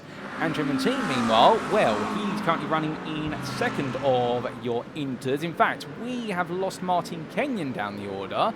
And what exactly has happened to Martin Kenyon? That's a good question, because Kenyon was with him, and he's a long way back. Have we got a replay available? What's happened to Martin Kenyon? Yes, we have got information. We don't need a replay. He has come into the pits for his one and only stop, has Kenyon. So that explains it immediately there, as Adam Hedgecock is in as I look out my commentator booth window. And indeed, I'll try as well. So we've been looking at replay footage. We've had quite a few pit stops playing out, and Martin Kenyon coming in on lap number 11. So 2 laps to go. He's decided to go for the undercut. He's put himself at the back of the field, but it will buy himself some clear track. Looking to Salvatore Ferrandino, he just made his way out the inside of David Young, the other one of our BMW M4s. And well, Young right now, 9th of your Inter drivers, and the logistical nightmare racing machinery. Definitely looking as though it's not having a nightmare, but it's having a bit of a dream scenario to be chasing a top 10 in the Inter class. But he does have the Canadian, Gilles Lequy, just a bit further behind. And well, Lequy here in the number 15, and the privateer. We're on his way on through the corners right now, and we're hoping to close up there as he wants to bare his teeth in the dinosaur machine. And I do love the livery on that car, to be fair. Whilst we do have a lot of tribute liveries to AO Racing's Rexy and Roxy, and I think this is perhaps a little bit inspired by it, what's also very nice about it, it does feel as though this is a real prehistoric or a bit of a fossil livery in the fact that it does have the full dinosaur skeleton down the side and then the teeth at the very front. And some would say it definitely belongs in a museum, that car, to quote Indiana Jones. And well, that livery, I think one day it will definitely be put in a museum there for future preservation. As he comes down in towards 11, he's got Martin King a bit further back, but Kenyon, remember, he was battling for 3rd place and 2nd in the interclass. He has pitted, so therefore he is now, strategy-wise, the leading inter-stopper. So his game plan at this point, all the way through to the conclusion, is going to be just push as hard as you can and try to make sure you do not get caught up behind another car, because if he can nail this, he may just leap his way back into 3rd, if not 2nd in the interclass, and be able to take on Andrew Montine in the closing stages. As Ashley Brooks has now made his way into the pit lane. Look out my Conte booth window, and well, pit stops now starting to go at the forefront of a mine, but it's a very hard one to call here at this circuit, as I try to head onwards, just for the simple reason, the fact that if you get this wrong on the pit stop, you are going to lose an absolute dramatic amount of time. Not just because if you have a slow stop, but if you find yourself coming out in traffic that is yet to pit. And I think that's going to be why you're not going to see too many drivers pit unless they've had a difficult race already, or they are a way down, because they're going to go with the mental philosophy, which is, I've got nothing to lose. Those who have got something to lose, such as Nick Parks, for example, as he chases after a top 5, or with Shane Cotton getting a lot closer here as they make their way through turn 7 into 8, drivers like this cannot afford to pit just because of the risk factor, and that's where spotters will be very valuable for all these drivers. If the team have got spotters out there on circuit trying to understand the time gap for the pit stop, they'll be using those who've already pitted to understand how much time is being lost and where exactly it puts you into the running order. Because if you can come out and find yourself on clear track for a good 3 to 4 laps before your rivals pit, that could be enough to gain you the best part of a couple of seconds, regardless of what happens in the pit stops, and then suddenly you may find yourself ahead and come the end of the pit stop window, as Parks goes a bit deep there, but they'll line him up very nicely towards turn number 12. You can never see the Ford Mustang right now struggling a little bit under heavy braking, which is one of its weaknesses. Oh, that's still going to be a weakness as well. We're hitting the wall there, Parks, coming in towards turn 14, out to 13, and well, it was a flush impact, so therefore he'll get away with it for the most part, but he can't afford to keep making those impacts, because every time he does, he risks damaging the suspension, particularly the rear right, and if he does enough damage there, well, firstly, the car's going to handle not as he wants it to, but secondly, perhaps more importantly, he's suddenly going to find that he's going to be shown a meatball flag, which will essentially say you've got to pit within the next 3 laps that it's been awarded, otherwise the car will be disqualified because it does not meet safety standards. But meanwhile, looking in a bit of a safe spot at the moment is Eduardo Royes, as his teammate from Axis Simsport makes his way into the pit lane of Andrew Montine. We lose Montine from the camera shot, but Royes meanwhile stays out, and as he does so, now into 5th place in the Pro class. He started in 11th, and of course there's been a bit of shuffling in the Pro class, particularly for the likes of, say, Noel Brown, for example, but we've also had pit stops. Sean Connor has been one of them. He has taken repair work to the car. Also, of course, Matthew Croft after their altercation, although Connor decided to pit 2 laps later, so Sean Connor definitely, I think, demonstrating the fact that whilst he had some damage, it was nowhere near as severe perhaps as it was for Matthew Croft, which is intriguing given the fact that both of them had some very big impacts to the wall down the start-finish straight in what was quite an unconventional incident. As, hold up a second, that's Justin Noel who goes to rejoin, but as he rejoins, meanwhile rejoining the race is Andrew Montine, and he comes out behind Salvatore Ferrandino, and well, the number 7 machine here of Montine comes out in a relatively clear track. He's ahead of David Young. That's an important step, because Young is yet to pit, and right now Montine will be hoping that Ferrandino in the elite class will be able just simply stay away from him, will be quick enough not to be caught up to, and therefore the Romanian driver can then catch up to James Connolly, who has not yet pitted, but we can see the SimRacing Herbert driver here in the number 46, and well, if you ever wonder why he runs the number 46, ladies and gentlemen, it is in tribute, I do believe, to Valentino Rossi, and the SimRacing Herbert driver here, a huge Valentino Rossi fan. Well, they do say Valet, Valentine, and as he makes his way onwards right now, definitely looking to be pushing forward as quickly as he can, albeit Ferrandino's going to look up the inside here, and this might just be a swap of positions between these two as they head onto the break, so that might be a bit of a change. as they make the change. Meanwhile, we do look back to the front of the field, and here is Nathan Anstis into the pit lane. He makes his way on down, the UKSimRacing Manish driver, parking up there, and well, Ross Young will come on through, and Young there in the number 128 for DXT Motorsports. He's now going to carry on for a little bit longer, but Anstis was running second of the pros, but we have had some pit stops for pro drivers, so it is all a bit shuffled around at the moment in terms of who's pitted and who's not.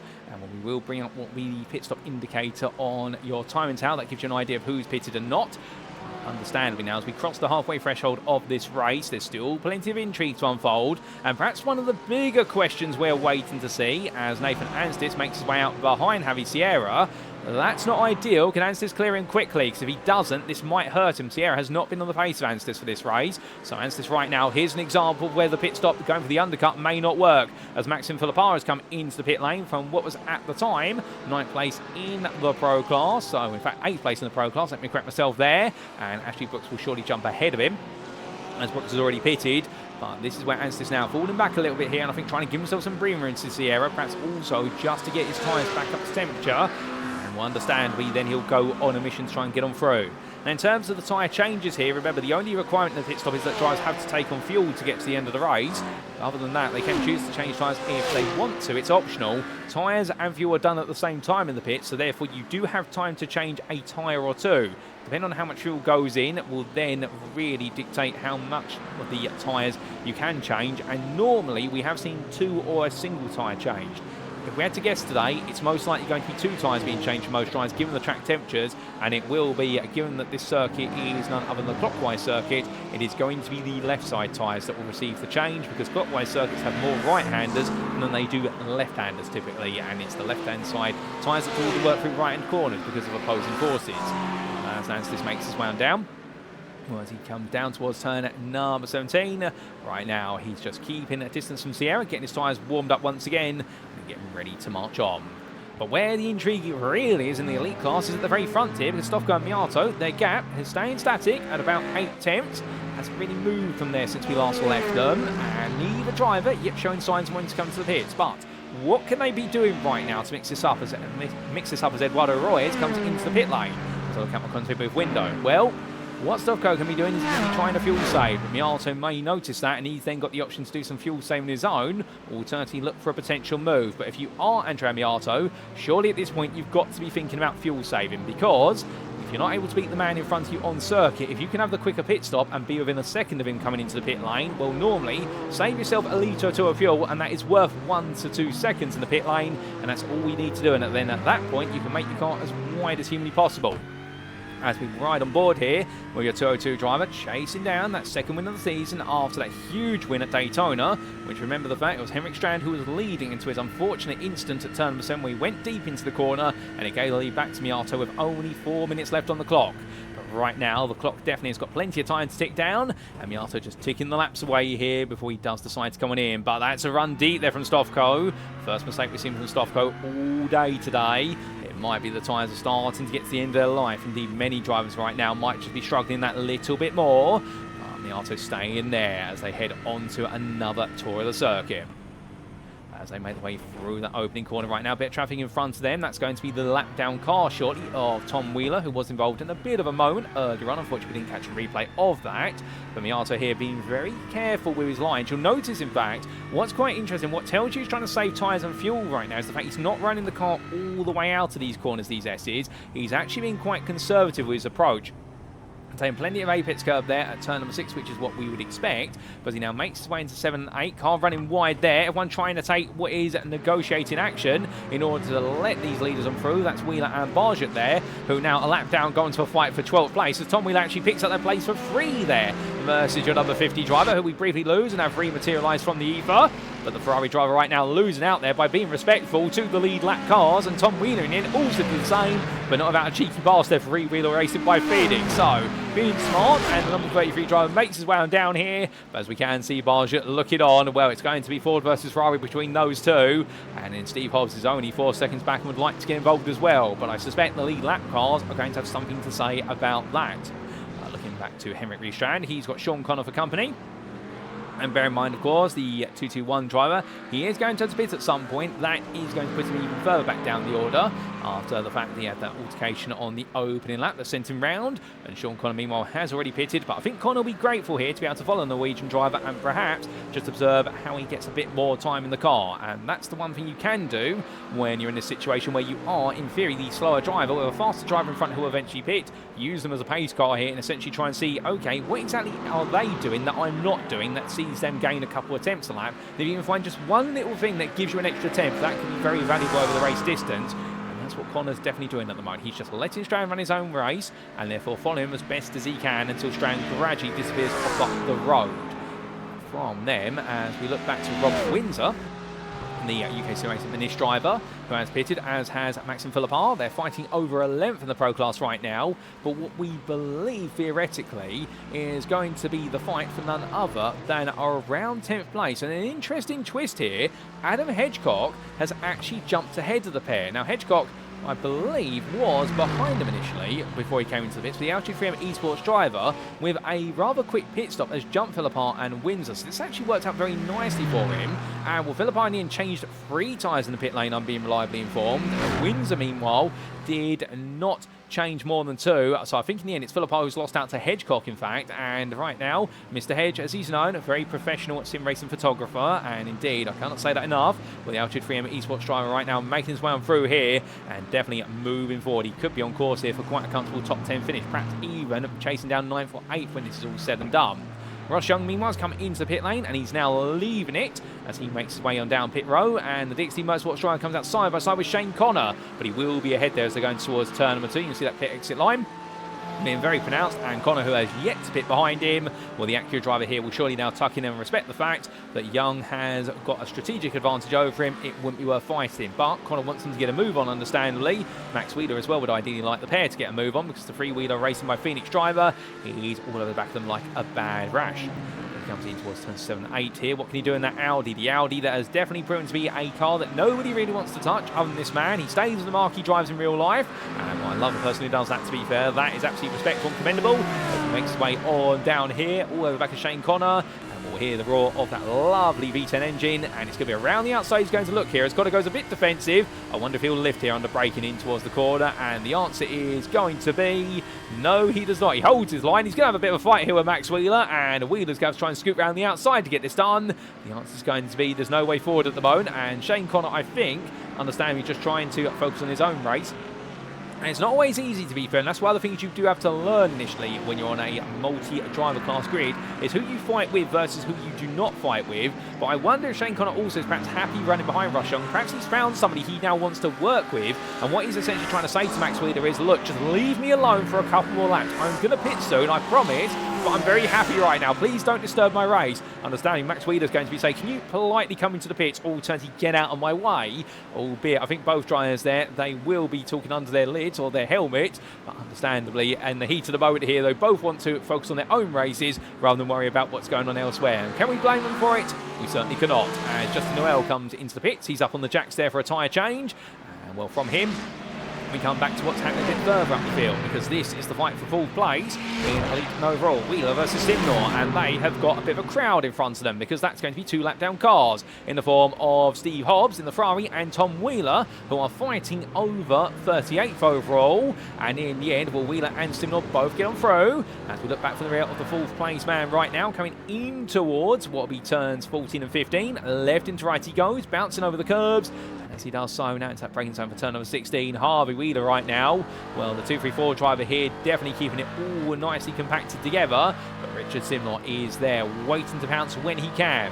But Simnor, he's definitely been building into his race. I think Simnor's just been focusing on driving it as conservatively as he can, to be honest with him. I think it's not been a race where it's been one where he's got a lot of pace, but what Simnor has been doing has essentially been focused on preserving the car and also making sure that he doesn't use excess fuel, because we know that Ford Mustang is very thirsty on its fuel consumption compared to most of its GT3 rivals. So I think what his game plan is, if I just drive it smart and don't make any mistakes, I might be able to A, not end up in the wall at any point, but B, be able to gain the place in the time because of the fact I'm just not pushing as hard as everybody else, which there is something to be said about that. It's not easy to drive at, say, 90% for a whole race. A lot of drivers do have to try and reel themselves back from 100%. Whereas I think Richard Simnor has really mastered the art over his time in the cockpit of being able to essentially say, right, I'm going to drive at X percentage, and he can immediately drive at that level. And it's working out very well from here today, as Harvey Wheeler, meanwhile, definitely has that pressure behind him as they sweep through the S's. But more pit stops coming on through, as we've just had, well, in fact, we've not had any more. In fact, we have had none other than Justin Noel come in. We saw that, and he left, but otherwise, no more pit stops at the moment. We have had a bit of drama, actually, recently for Salvatore Ferrandino. And what exactly has happened to the Tartan Restec driver? Well, here is a replay to explain. So this was Ferrandino making his way up through the S's. Behind Adam Hedgecock, took a little bit too much speed coming out of 5 into 6, and in the end hit the curb and it unsettled the car, and Ferrandino going around and in the end parking himself there in what is the runoff area water, and well, it all went backwards for him. And we had this for Tom Wheeler only a lap before. And this was Wheeler heading in towards, chasing after Steve Hobbs at the time, in towards turns 13, 14 and 15. And as he made his way through 15, snapping the car to the left there, that was to respect the fact he did have the Ford Mustang of Rhys Saunders coming on through. So good awareness there from Wheeler, albeit then really stumbling to get himself going again. But the sacrifice was worth it for the lead lap car as we head back to live racing.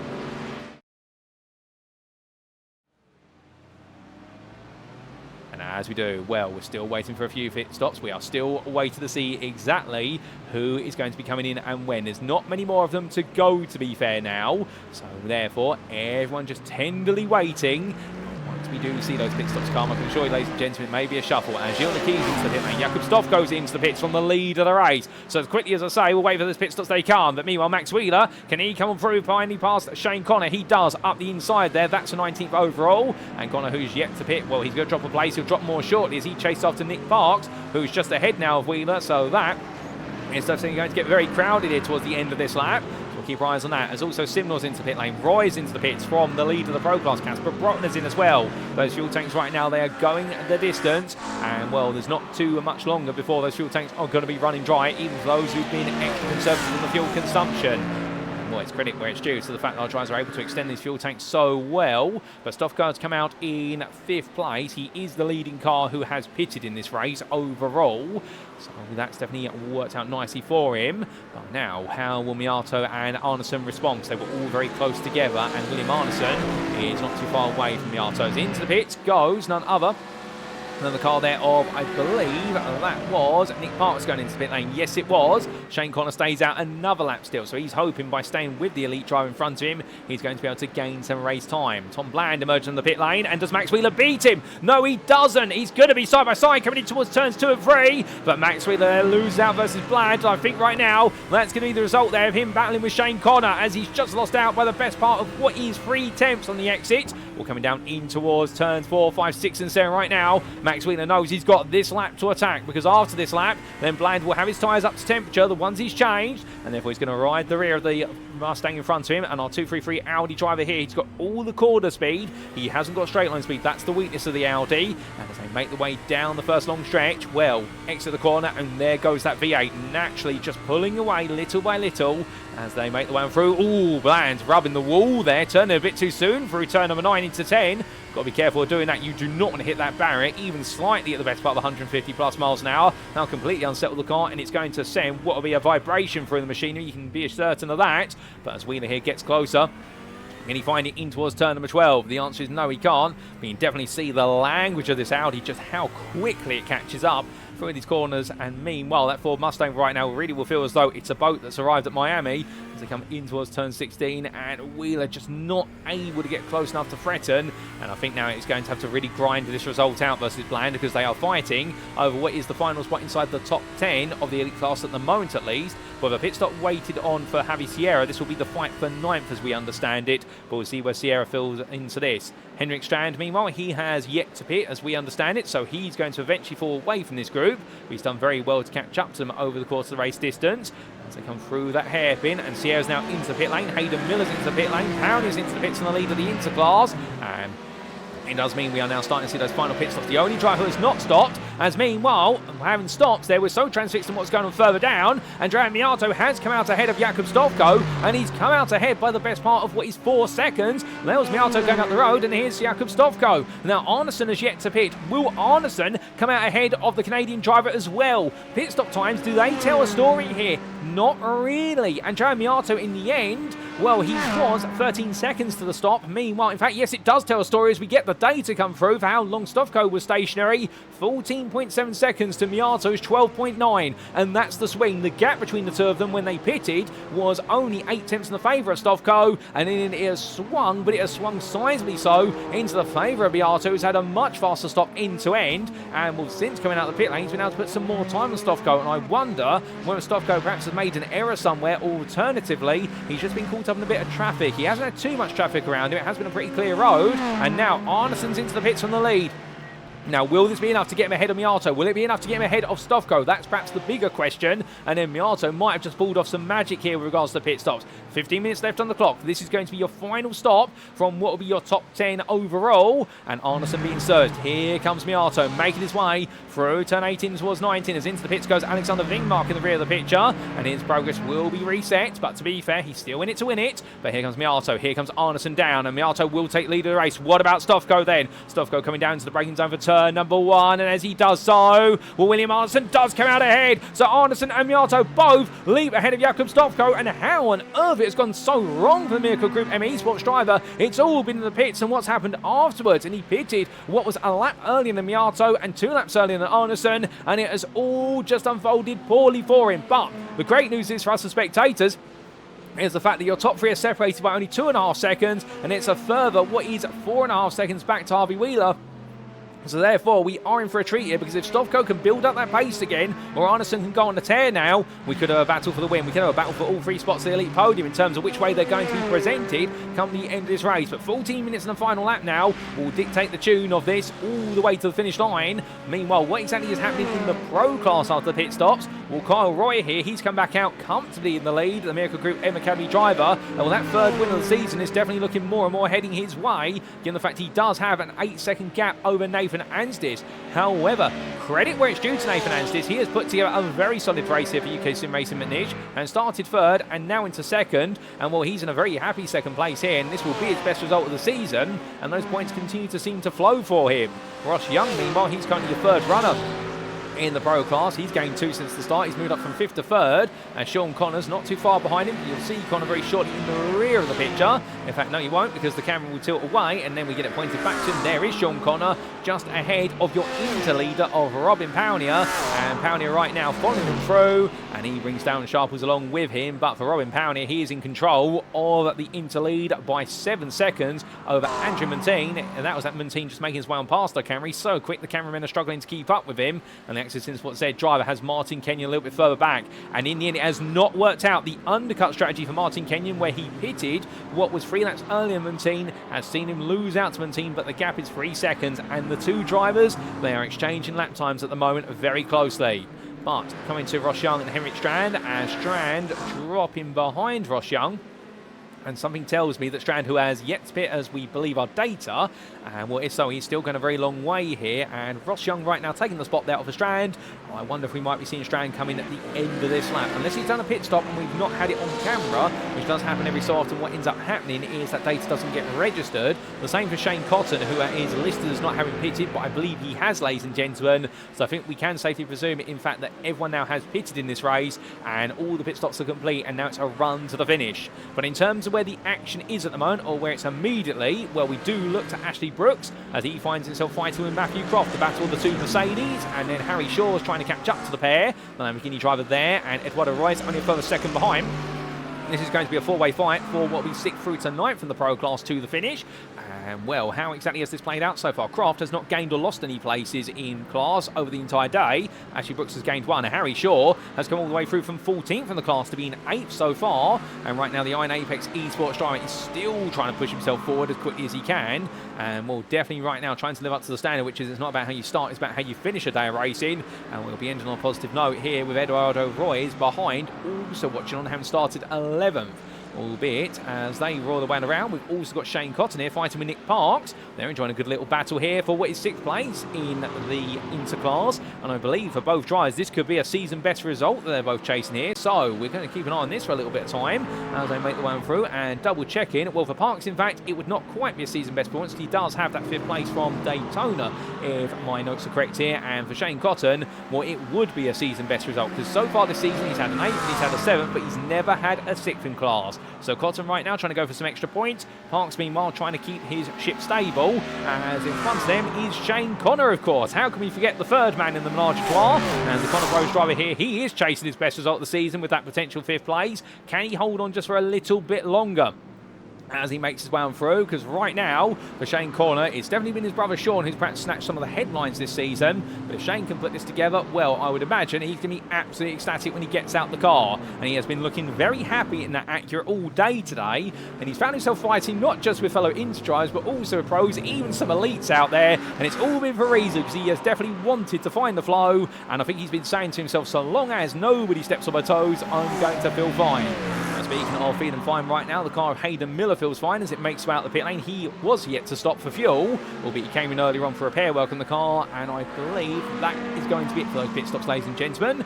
As Harvey Wheeler, meanwhile, has Richard Simnor behind him even more so. Here comes Simnor looking for what will be 4th place in Elite. These two have gained, but others have lost. Into the braking zone, Wheeler going defensive there. Simnor looking for the switchback for 11. And he's going to set up the switchback again through 12 here. Can he get Wheeler to go deep for the long right-hander? The answer is no, as Simnor getting closer and closer, making the way up the hill in towards turns 14 and 15 with Ryan aboard here with the DCUW Racing 242. In towards that left-hander of 16 they go, and as they do, he's so close right now. But the thing is, for Simnor, it's just not quite enough here as they power their way down the back stretch. And well, Wheeler here, he knows that Ford Mustang is so strong on the straight, albeit he's got a lot of acceleration at Aston Martin, but it's when it gets to high gears, that's when the speed starts to fall away a little bit. Simnor looks up the inside here. Is he going to go for it? It's going to require a lot of commitment under braking. It's not enough. In the end, Wheeler's just able to beat him on the brakes. Goes a bit deep. Simnor here tries to come back at him, but it's a small tap to the rear of Wheeler's Aston Martin, and in the end he couldn't quite get the machine to go through the corner the way he wanted to do. A bit of understeer, and then it puts him well on a collision course with the Aston Martin in front. He's going to wait just that little bit longer as they make the way down towards turn number 1. 9 minutes left on the clock here. The fight for 4th definitely building up. Reece Saunders is 8 seconds behind this. He won't be able to get involved unless they both steal a lot of time from each other, but we will see what's to be in that one, as meanwhile Hayden Miller looking to make his way past Sean Connor for 14th overall. He's chasing down Henrik Strand, the man who ended up in the contact with on the open lap. Strand, who is 10th of the elite drivers right now, and Miller would love those points instead as he makes his way onwards. Off camera, we have had an incident for Harry Shaw and a separate one for Tom Wheeler. We are going to try and get a replay of that when we can, ladies and gentlemen. It's gone a bit wrong for them. Meanwhile, while Shaw's fallen away from the Croft, Brooks and Roy's battle, he's fallen out of that now. Croft, Brooks and Roy's have all separated, so there might be a bit more to it than meets the eye there. And well, we'll come to that very soon as we come back to the Wheeler Simnor battle for a little bit. And well, as they make the way towards turn number 11, they were very close last time, but Simnor's going to be even closer this time. And does Simnor go up the inside? No, he switches back to the outside at the last moment. But Richard Simnor right now definitely keeping Harvey Wheeler guessing here. He is literally throwing questions to him left, right and centre. Am I going to come on your left? Am I going to come on your right? Am I going to be right behind you? And well, Wheeler showing no signs of wilting under that mental pressure. Also at the front of the field, here are your leaders, and in the question of will they get closer together, the answer is yes, they most certainly will.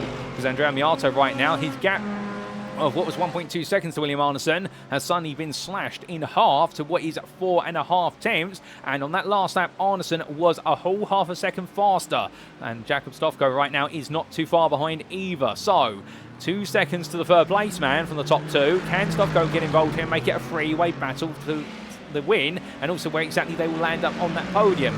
We are going to see, because we are getting closer and closer to the finish line, and understandably any tyres that have not been changed in these cars now, they will be absolutely starting to run threadbare, and that's going to make it even harder. It's going to make the cars even more sketchy through these medium speed bends which open up every single lap, and even into a low speed complex towards the end of the lap. It's going to make things even harder. But Arneson right now looking around the outside, can't quite find it. He has to wait. We ride on board here with the Betafrost 222 on the front bumper of the car as he takes a huge cut there at the apex of turn number 6. Got to be careful doing that too much, because otherwise it will be a slowdown. It's not a small one that he'd have to serve here, but he's going to have to serve it down the run towards turn number 11. Arneson right now trying to get out of that dirty air where he can, trying to offset the understeer it invokes. It's not easy to do when you need to run close, and that's the problem now. By getting within half a second at this point, he's shown so much pace in the build up to this, but now he's got the bigger question, which is how does he now get 4 tenths down to 2, down to 1, and into a pass. Well, he's got all the speed on the straights. He looks to the outside here,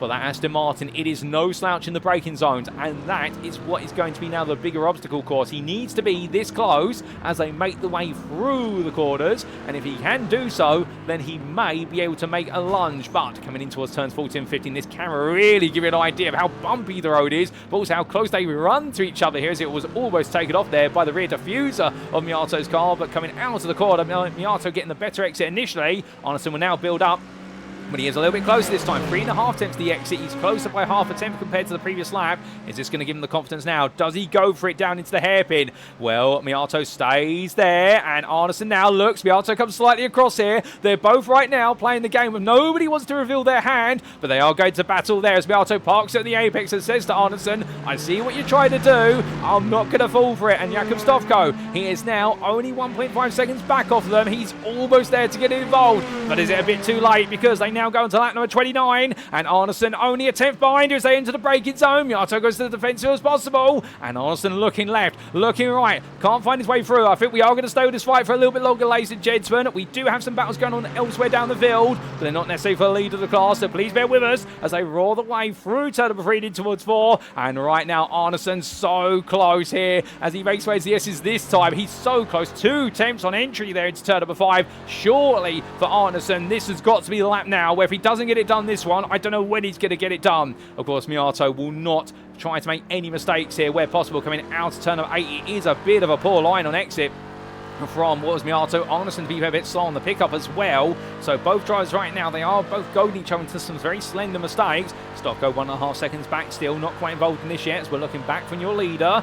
Getting ready for the braking zone here for turn number 11. Gap 2 tenths here. I don't think Arneson's going to go for it. If he does, it's going to be the mother of all sins. Miato covers the middle of the road just in case, but as he comes off of the brakes now, will just very gradually make his way through the corner. And does Miato consider perhaps backing himself and Arneson into a Stovko? Probably not at the moment. I think Miato's got confidence in himself. I don't think he wants to bring the third place man into this fight, but you can see him there catching quickly as they make their way over the crest of 14 and 15. But it is always a plan B option on which Miato could execute. But I think he's one of those drivers right now. He wants to do this himself. I don't think he wants to bring the third place man into the fight and risk it all. But a much better run there at turn number 16 that time. Open up the gap to half a second. He's going to be safe here into the hairpin. Arneson's not going to be close enough for this one as they make the way on down, and as they get ready to go into the braking zone here, you can see Arneson coming out. They're trying to say to Miato, am I going to send it? But Miato's never going to fall for that one, and they've got 2 more tours of the circuit to go as they roll the way on through. Back to Wheeler versus Simnor for a brief moment. They stay static for now as they head through turn number 17, and then back to your leaders, because for all the impressiveness of the run out 16, coming down towards turn number 1, Miato's under a lot of pressure. Arneson looking one way, did the other, has to weave into the outside. Miato was not going to flinch, and as they come through the corner, he looks side by side, but in the end, Arneson on the outside backs out immediately, and Miato right now holding strong as Arneson literally all over the back of him coming through 3, out towards 4, 5 they go, and right now, well, the Norwegian driver, he's going to look for every little inroad for this one, but he's got to try and find something a bit more inventive here, not because he's getting boring out there, just because of the fact that Miato right now has a response for everything. Meanwhile, off camera, we have just had Simnor past Wheeler. We'll get a replay of that later, ladies and gentlemen, because right now we're staying with this battle all the way to the very end. In terms of the interleague battle, by the way, Pawnee and Montine now are separated by 8 seconds, and Montine is closing quickly on Pawnee at the best part of half a second a lap off camera. However, I think Pawnee is just simply seeing this race out, given the gap between the two cars is 8.5 seconds. And well, that's the only other update we have for you, as meanwhile in the pro class, Roy and Anstis are still staying firm with Young in third. But on your screen, Arneson there, there's going to be a mistake from Miato. Miato goes deep into turn 11. Outbrakes himself, and Arneson looks out on the outside, but a small touch between the two of them, and Miato says to him, no, you're not going through. But here comes Jakub Stovko now, as they come up through 14 in towards 15, and as they make their way through it, it's suddenly a three-way fight for the lead. We were wondering if this was going to happen. It has finally arrived as we jump on board with the third place man, but a really poor run there out the final corner. The Constantine effect always applies, but Stovko there having no pace coming out of turn number 16, suddenly he falls to 6.5 tenths back, and the fact that Arneson will be getting a huge toe off the leader right now, that is definitely going to be helping Arneson break away from Stovko. But Miato going defensive, and Arneson looking, and the pressure is building to a climax here. Miato drags the car through the left-hander at turn number 17, but what else has he got in the tank here? Arneson right now is throwing everything at this. Your top three make the way on to their final lap, the elite class lead battle. Can Miato hold on for his second win of the season? Can Arneson take a second win of the season? Can Stoffaco take his first win? Here we go, ladies and gentlemen, it's lap 31. Arneson goes all the way around the outside, but it's a feint. It's a switchback instead, and Miato now covers it off as they come through 2 into 3. But as we look back for the rear of the leader here, well, right now Arneson getting a huge run coming in towards turn number 3. Surely this is going to set him up for a run in towards 4. Here they go. Side by side into the braking zone. Arneson's not backing out of this one. Miato's not backing out. Too wide they go in, but Arneson sweeps on through. Miato falls back now, but can Arneson hold on? Because, of course, we've got turn 7 and 8. Will Miato go all the way out the inside? Will he risk it on burnt-out tyres? The answer is no. I don't think he's got the grip to be able to do so. Arneson may just have this now. If the Mercedes gets a good run out of this corner, will Miato be able to come back at him despite the tow? Whereas 2.5 tenths as they exited the corner. Miato is very close here. He's the closest that anybody's been in this group in the run down towards turn number 11. Now he's got to do is find the move. Will Arneson go defensive? Will he leave the door open and invite Miato to try it? Well, here we go, and the answer is no. Arneson's going to pull immediately over there. He does not want to risk Miato being able to nail his braking zone despite missing it last time out. And Arneson defends there as Stoffaco switches back. He's going to get on the inside of Miato, but it's going to be the outside now as he looks all the way around the houses, but he runs out of circumference. And as they come through, in here, Miato moves back in a second, but it buys Arneson time. It's time that Arneson desperately needs now to hold on just this little bit longer. Through they go in towards turn number 16. Arneson right now, poor run through the corner. Miato, much better run. But immediately you can see that Arneson right now bobbing and weaving. Miato flashing his headlights. He's not too happy about the weave as they make the way on down. But William Arneson, to be fair, he is going to be cheeky right at the end. You can't fault him for it. He wants this win just as much as the other two. And as they make their way down to the braking zone, there's a car in front of them, but I don't think that car is going to have a bearing on this race. That's your number 42 there, just up the road of Neville Harris. But right now, you can see Miato to go defence there versus what is Stoffaco. And in here for William Arneson, I think that's it. As he makes his way through the final quarter, it is going to be a second win of the season for William Arneson for Beta Frost. He does it, ladies and gentlemen, ahead of Andrea Miato at the line, and Jakob Stoffaco will complete that top 3 as he comes on through. Then it will be Richard Simnor who just holds off Harvey Wheeler to what will be 4th place in the end, and then we will have Reece Saunders come through into 6th for Altitude Frame Esports ahead of none other than what will be Kyle Roy, who makes it a 3rd win in 4 rounds in the Pro Class. Well done to Kyle. What a performance from him today. He was in the end the best part of 8 seconds ahead of Casper Brotner. And well, Nathan Anstis comes on through as well. And Anstis, he will be your runner-up in the Pro Class there for UKSimRacing International. And Casper Brotner comes in through behind him as we have got our standing shuffling around. But bear with us, ladies and gentlemen, that's a technical glitch. Tom Bland comes on with Max Wheeler just in front of him ahead of Hayden Mill and Henrik Strand. Ross Young in the end will finish in 3rd in what will be the Pro Class in the end. And Robin Pownier takes his first inter-win of the season by what will be a grand total of 7 seconds ahead of Andre Montine for Axis Sport Z, and then it will be behind him to complete the top 3 of the interclass. Martin Kenyon, what a drive from him today for DXT Motorsports. Couldn't quite hold on to 2nd, but he will be happy to have held on to 3rd in the inters. We've got a few more cars to come through, including the battle between Ashley Brooks and Eduardo Royce for what will be 7th in the Pro Class, and in the end it is going to be Brooks who takes that, and it will be just ahead of Javi Sierra. And then Grant Miller will come through very shortly and taking home 4th place in the interclass in a bit of a lonely into his race. And Shane Connor takes home a season best inter result of 5th in class. What a drive from him as we see some donuts being done there. Indeed, it's pandemonium all the way on circuit as it is in our timing tower. But Shane Connor in the end will be bringing it home what will be that 5th place in the interclass. We've got a few more drives to finish the race, including David Young, who has a solid drive into an 8th place in Inter in his BMW M4. Head of Rob Windsor just behind him. The man who I said is part of Sim Coach earlier on. Well, I do apologise, Rob, for UKSimRacing International. And then as he makes his way through, well, we've got a couple more drives to finish their races, including Adam Hedgecock,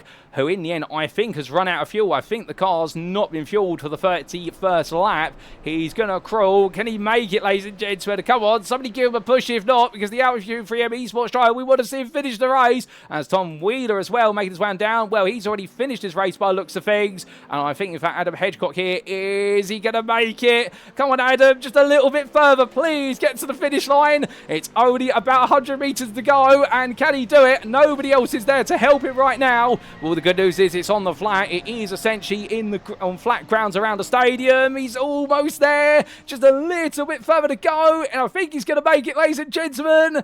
Adam Hedgecock does come over the end, and what is classified as 11th in the Pro class. He finally makes it across the line in the slowest finish that we've seen from a driver in the 1-3-1. I think there, Nigel Mansell would have been proud of that one. In fact, I think Mansell would have come along and helped to push him along, if anyone remembers what I'm referring to there, all those years ago in the US of A. But as we do see Tom Wheeler making his way down, he is going to be your last classified finisher of this race in terms of the lead lap, I do believe, in 39th or 10th in the interclass. And well, ladies and gentlemen, with the shuffling of our standings tower, we will get those race results shortly, which will help clear things up. I do believe there might be a bit of a timing line error there with regards to the timing line at Miami, but that happens every so often as well when they cut the laser, and I think it's just glitched out in its entirety. But as Wheeler makes his way into the pit lane, let's take a look at those race results, subject to Eddie Stewart's inquiries, and here we go. So as we can see in the end, after a highly impressive round number 4 of the championship here at Miami International Autodrome, the MIA circuit in the US state of Florida, for what is the Sunday GT3 Championship Season 17, hosted by SimRacing International on the behalf of UKSimRacing, it was William Arneson who took victory in the end by half a second over Andrea Miato. Now, in an interesting twist, we have had Jakub Stofko demoted to 9th place. We are just double checking what's happened there to Stofko. Yeah, with us a brief moment, ladies and gentlemen. It's a post-race penalty by the looks of things that's hit Stofko's race. What is it for? And the answer is, on that final lap, he picked up what was a couple of extra instant points. I believe he had a tap with Miato, and that sent him over the instant point count for a drive-through penalty, which he couldn't serve, and therefore he's been added to his race as a post-race time penalty. So that explains us what's happened to Jakub Stofko, and that's where the time tout was essentially starting to glitch out erroneously. But it does mean Richard Simnor now, in his battle with Harvey Wheeler, it wasn't for 4th, it was for 3rd in the end for DCW Racing, so he takes his first podium of the season. Wheeler just misses out then for three-wheeler racing by Phoenix, and in the end was 6 tenths behind the podium, but ahead of Rhys Saunders by a comfortable 7-second margin. The GT3 Esports driver taking 5th place ahead of Kyle Roy, your pro winner, now making it 3 out of 4. He'll be absolutely pleased with that with the Scotsman. He was ahead of UKSimRacing Nish's Nathan Anstis, with the Miracle Group M Academy driver just not being able to call, and the gap between the two of them being 7 seconds at the finish line. Casper Rotner was 8th in the end for Old Dudes and Cars Amnesia, with a very solid performance, and arguably one of the performances that has gone under the radar today, ahead of Jakub Stofko in the end 9th place as classified, even though he finished 3rd on the road. He's going to be absolutely fuming about that. The Miracle Group M Esports drive, however, cannot be upset about the fact he put together a brilliant drive, and in the end, if it was a different day, he could have won today. Tom Bland took 10th place, the Altitude M Esports debutant. He enjoyed himself out there and fighting his way through after the open lap incident. Well done to him for finishing inside the top 10. That's a great recovery drive. Max Wheeler took 11th place there for three-wheeler racing by Phoenix. Best the rest ahead of Henrik Riestrand, who after the lap 1 incident, did well to recover, and Hayden Miller with him as well, and the two separated by 2 tenths of the finish line, with Strand being able to get the upper hand for Beta Frost versus the Phoenix Racing driver. It was then Ross Young who finished 14th, but for him, more importantly, 3rd place on the pro podium for DXT Motorsports. Well done to Ross, just ahead of Sean Conlon in the end by 3 tenths at line, with the Connor Bros driver coming on strong right at the end, but it wasn't quite enough. Robin Powney took the interclass win, his first win of the season for Sim Coach. The Swede will be smiling at that one, ahead of Andrew Montine, who came on strong in the late stages, but it was too late in the day to try and close down the win. But a 2nd place, to be fair, will get his championship lead back on track.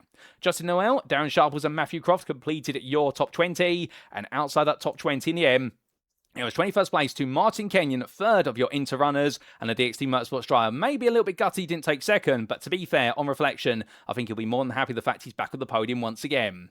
Ashley Brooks and Eduardo Royce, they enjoyed a good little battle all the way to the finish to 22nd place, with Javi Sierra only a 2nd behind them, and it was Grant Miller a further 6 seconds behind, and taking 4th in the Interclass. He's making a habit of that right now, in the fact regularly finished inside the top 5 in the Interclass with some silent but very strong finishes over the races for Phoenix Racing by 4 seconds ahead of Shane Connor, who the Connor Bros driver taking the season best performance there in the Interclass. He'll be pleased with that. Nick Parks was just behind in 27th ahead of Shane Cotton, with Maxim Philippart and David Young completing your top 30. And it was Rob Windsor, Salvatore Ferrandino, Neville Harris and Adam Hedgecock who completed your lead lap finishers, and Adam Hedgecock in the end crawling to line with not enough fuel, but well done to him for persisting with it. The Altitude 3M Esports driver coming across at what was about 2 miles an hour. Gilles Lequy was the first of your lap down finishers there, the Canadian driver just ahead of James Connolly, with Thomas Barjuk, Steve Hobbs, Tom Wheeler and Alexander Vingmark completing your top 40 finishers. And outside the top 40, we did have two drivers who end up retiring from the race just before the finish, Harry Shaw for Iron Apex Esports and Robin Noel Brown for GPEX SimSport Xenon.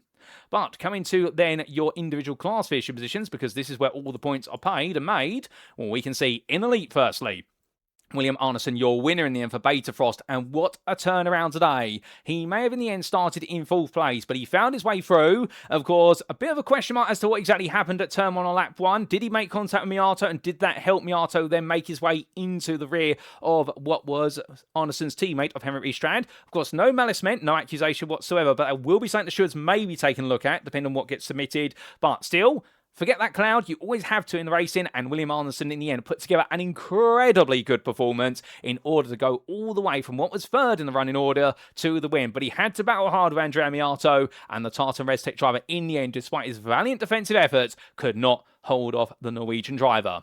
Instead, the Italian had to make sure that in the end he wouldn't lose second, and it was Jakob Stocco who tried to make that move, but unfortunately that sent him over the instant point limit, and in the end from Miato it was Richard Simnor for DCW Racing who would take his first podium of the season and a round off the podium here for the elites in Miami.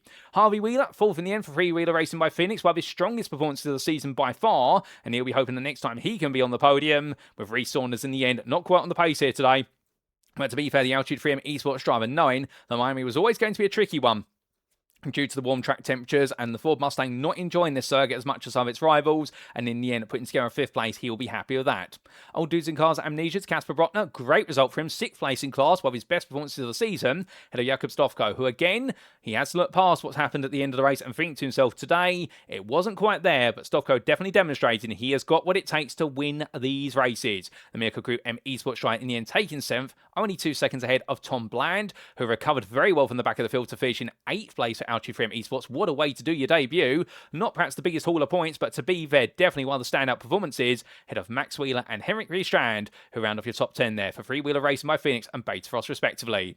Hayden Miller was best to rest in 11th, ahead of Justin Noel, with a late spin costing him the opportunity to finish inside the top 10, and it was Javi Sierra and Salvatore Ferradino who completed your elite finishers. In the pro class, meanwhile, the story was thus. It was a win for Kyle Roy, his 3rd of the season for Miracle Group M Academy, and a win today where he just seemed to be slightly ahead of the rest of his peers, both in qualifying and over the race distance. However, UKSimRacing finishes Nathan Anstis in the end, where he definitely took that runner-up spot with pride, his best result of the season so far, and he seems to be closing the gap to the very top. Can he continue that momentum? Could it be a first win next time out at Monza? Well, Ross Young will feel the same as well, given the fact 3rd place in the end, and he was not alone over the entire race. The DXT Motorsports driver enjoying battles with the likes of Sean Connor, also Matthew Croft in the earlier stages, and Sean Connor in tried to come back at him right at the end, but it was 3 attempts to gap, and Young was able to hold on. The Connor Bros driver, meanwhile, he missed last round, but he's back with a bang today, and in the end it wasn't quite a podium on the home soil, but he came very close to it, and enjoyed a great fight in his McLaren ahead of Darren Sharples, Old Dudes in Cars Midlife Crisis, who was 13 seconds adrift.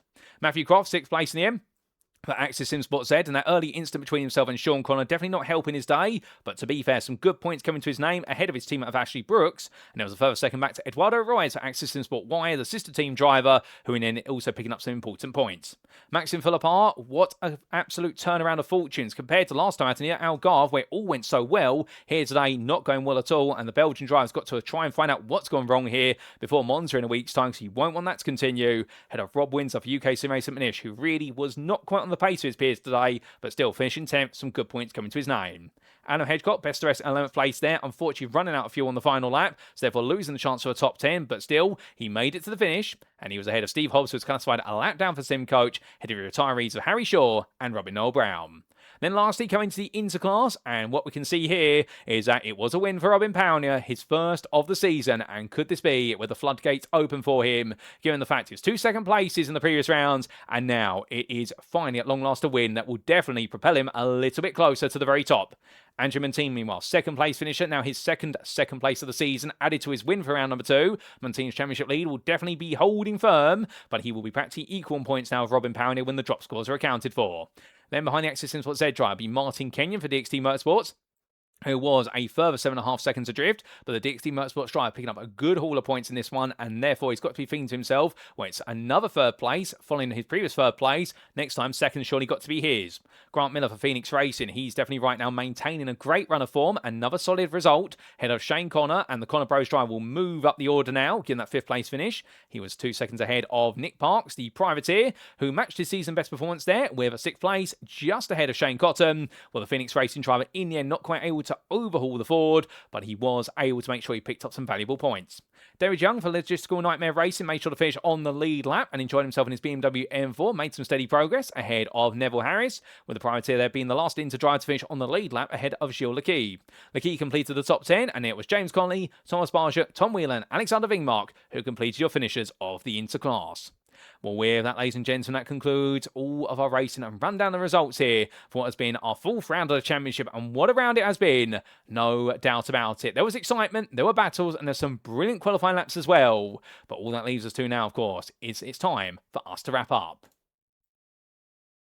And so, thank you very much for watching, and if you have enjoyed today's broadcast, and perhaps you're sat there right now wanting to know more about SimRacing International, or how you can get on the grid with us in the future, or in any of our ongoing seasons, well, the first thing you need to do is use the link at the bottom of your screen. That Discord link will take you to the beating heart of the community, which is, of course, our official Discord. And once you do join, well, from that point onwards, the world is your oyster in terms of the series that are available to you. And, of course, if you are a fan of GT3s, you're in good luck, because on Thursdays, we have Season 11 of our Thursday GT3 Championship, which is split across 2 splits of 120 drives in total. Or alternatively, if you're more of a weekend racer and you love your Sunday evenings full of GT3 action, well, you can be on the grid for this, the UK SimRacing Community Sunday GT3 Championship, which is currently in its 17th season.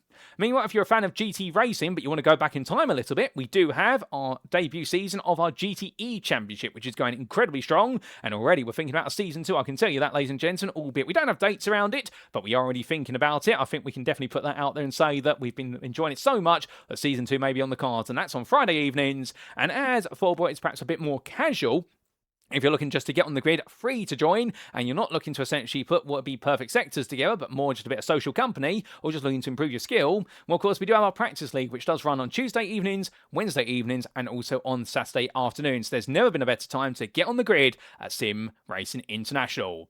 But with that as well, we'd like to take a brief moment to say a huge thank you to what is our series and league sponsors, who do, of course, include Carme, More Than Technology, the GP2 Group, and last but by no means least, Motorsport UK's esports division, and a huge thank you to them for recognising us as a recommended community here at SimRacing International. We're very proud of that status, and long may it continue throughout 2026.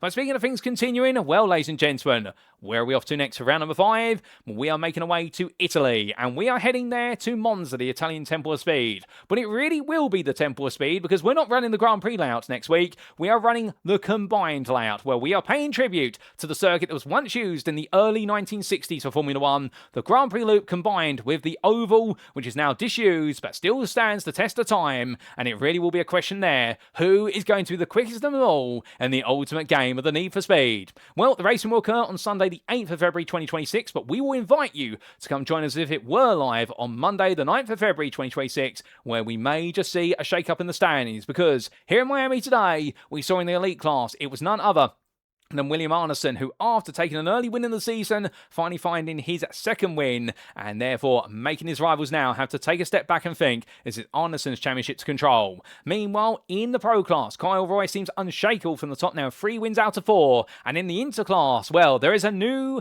rising star in the form of Robin Paunia, as he looks to go chasing after the Axis Simsport machinery of Craig Hewlett and Andrew Montine. But who exactly will impress in Italy? We have to tune in next week to find out, but until then, we have been SimRacing International. You've been tuned into the UK SimRacing Sunday GT3 Championship, and I've been your host and commentator, Paul Walsh. And until next time, remember to stay safe, stay well, stay smiling, and most importantly, as always, ladies and gentlemen, remember to stay on track. Good night.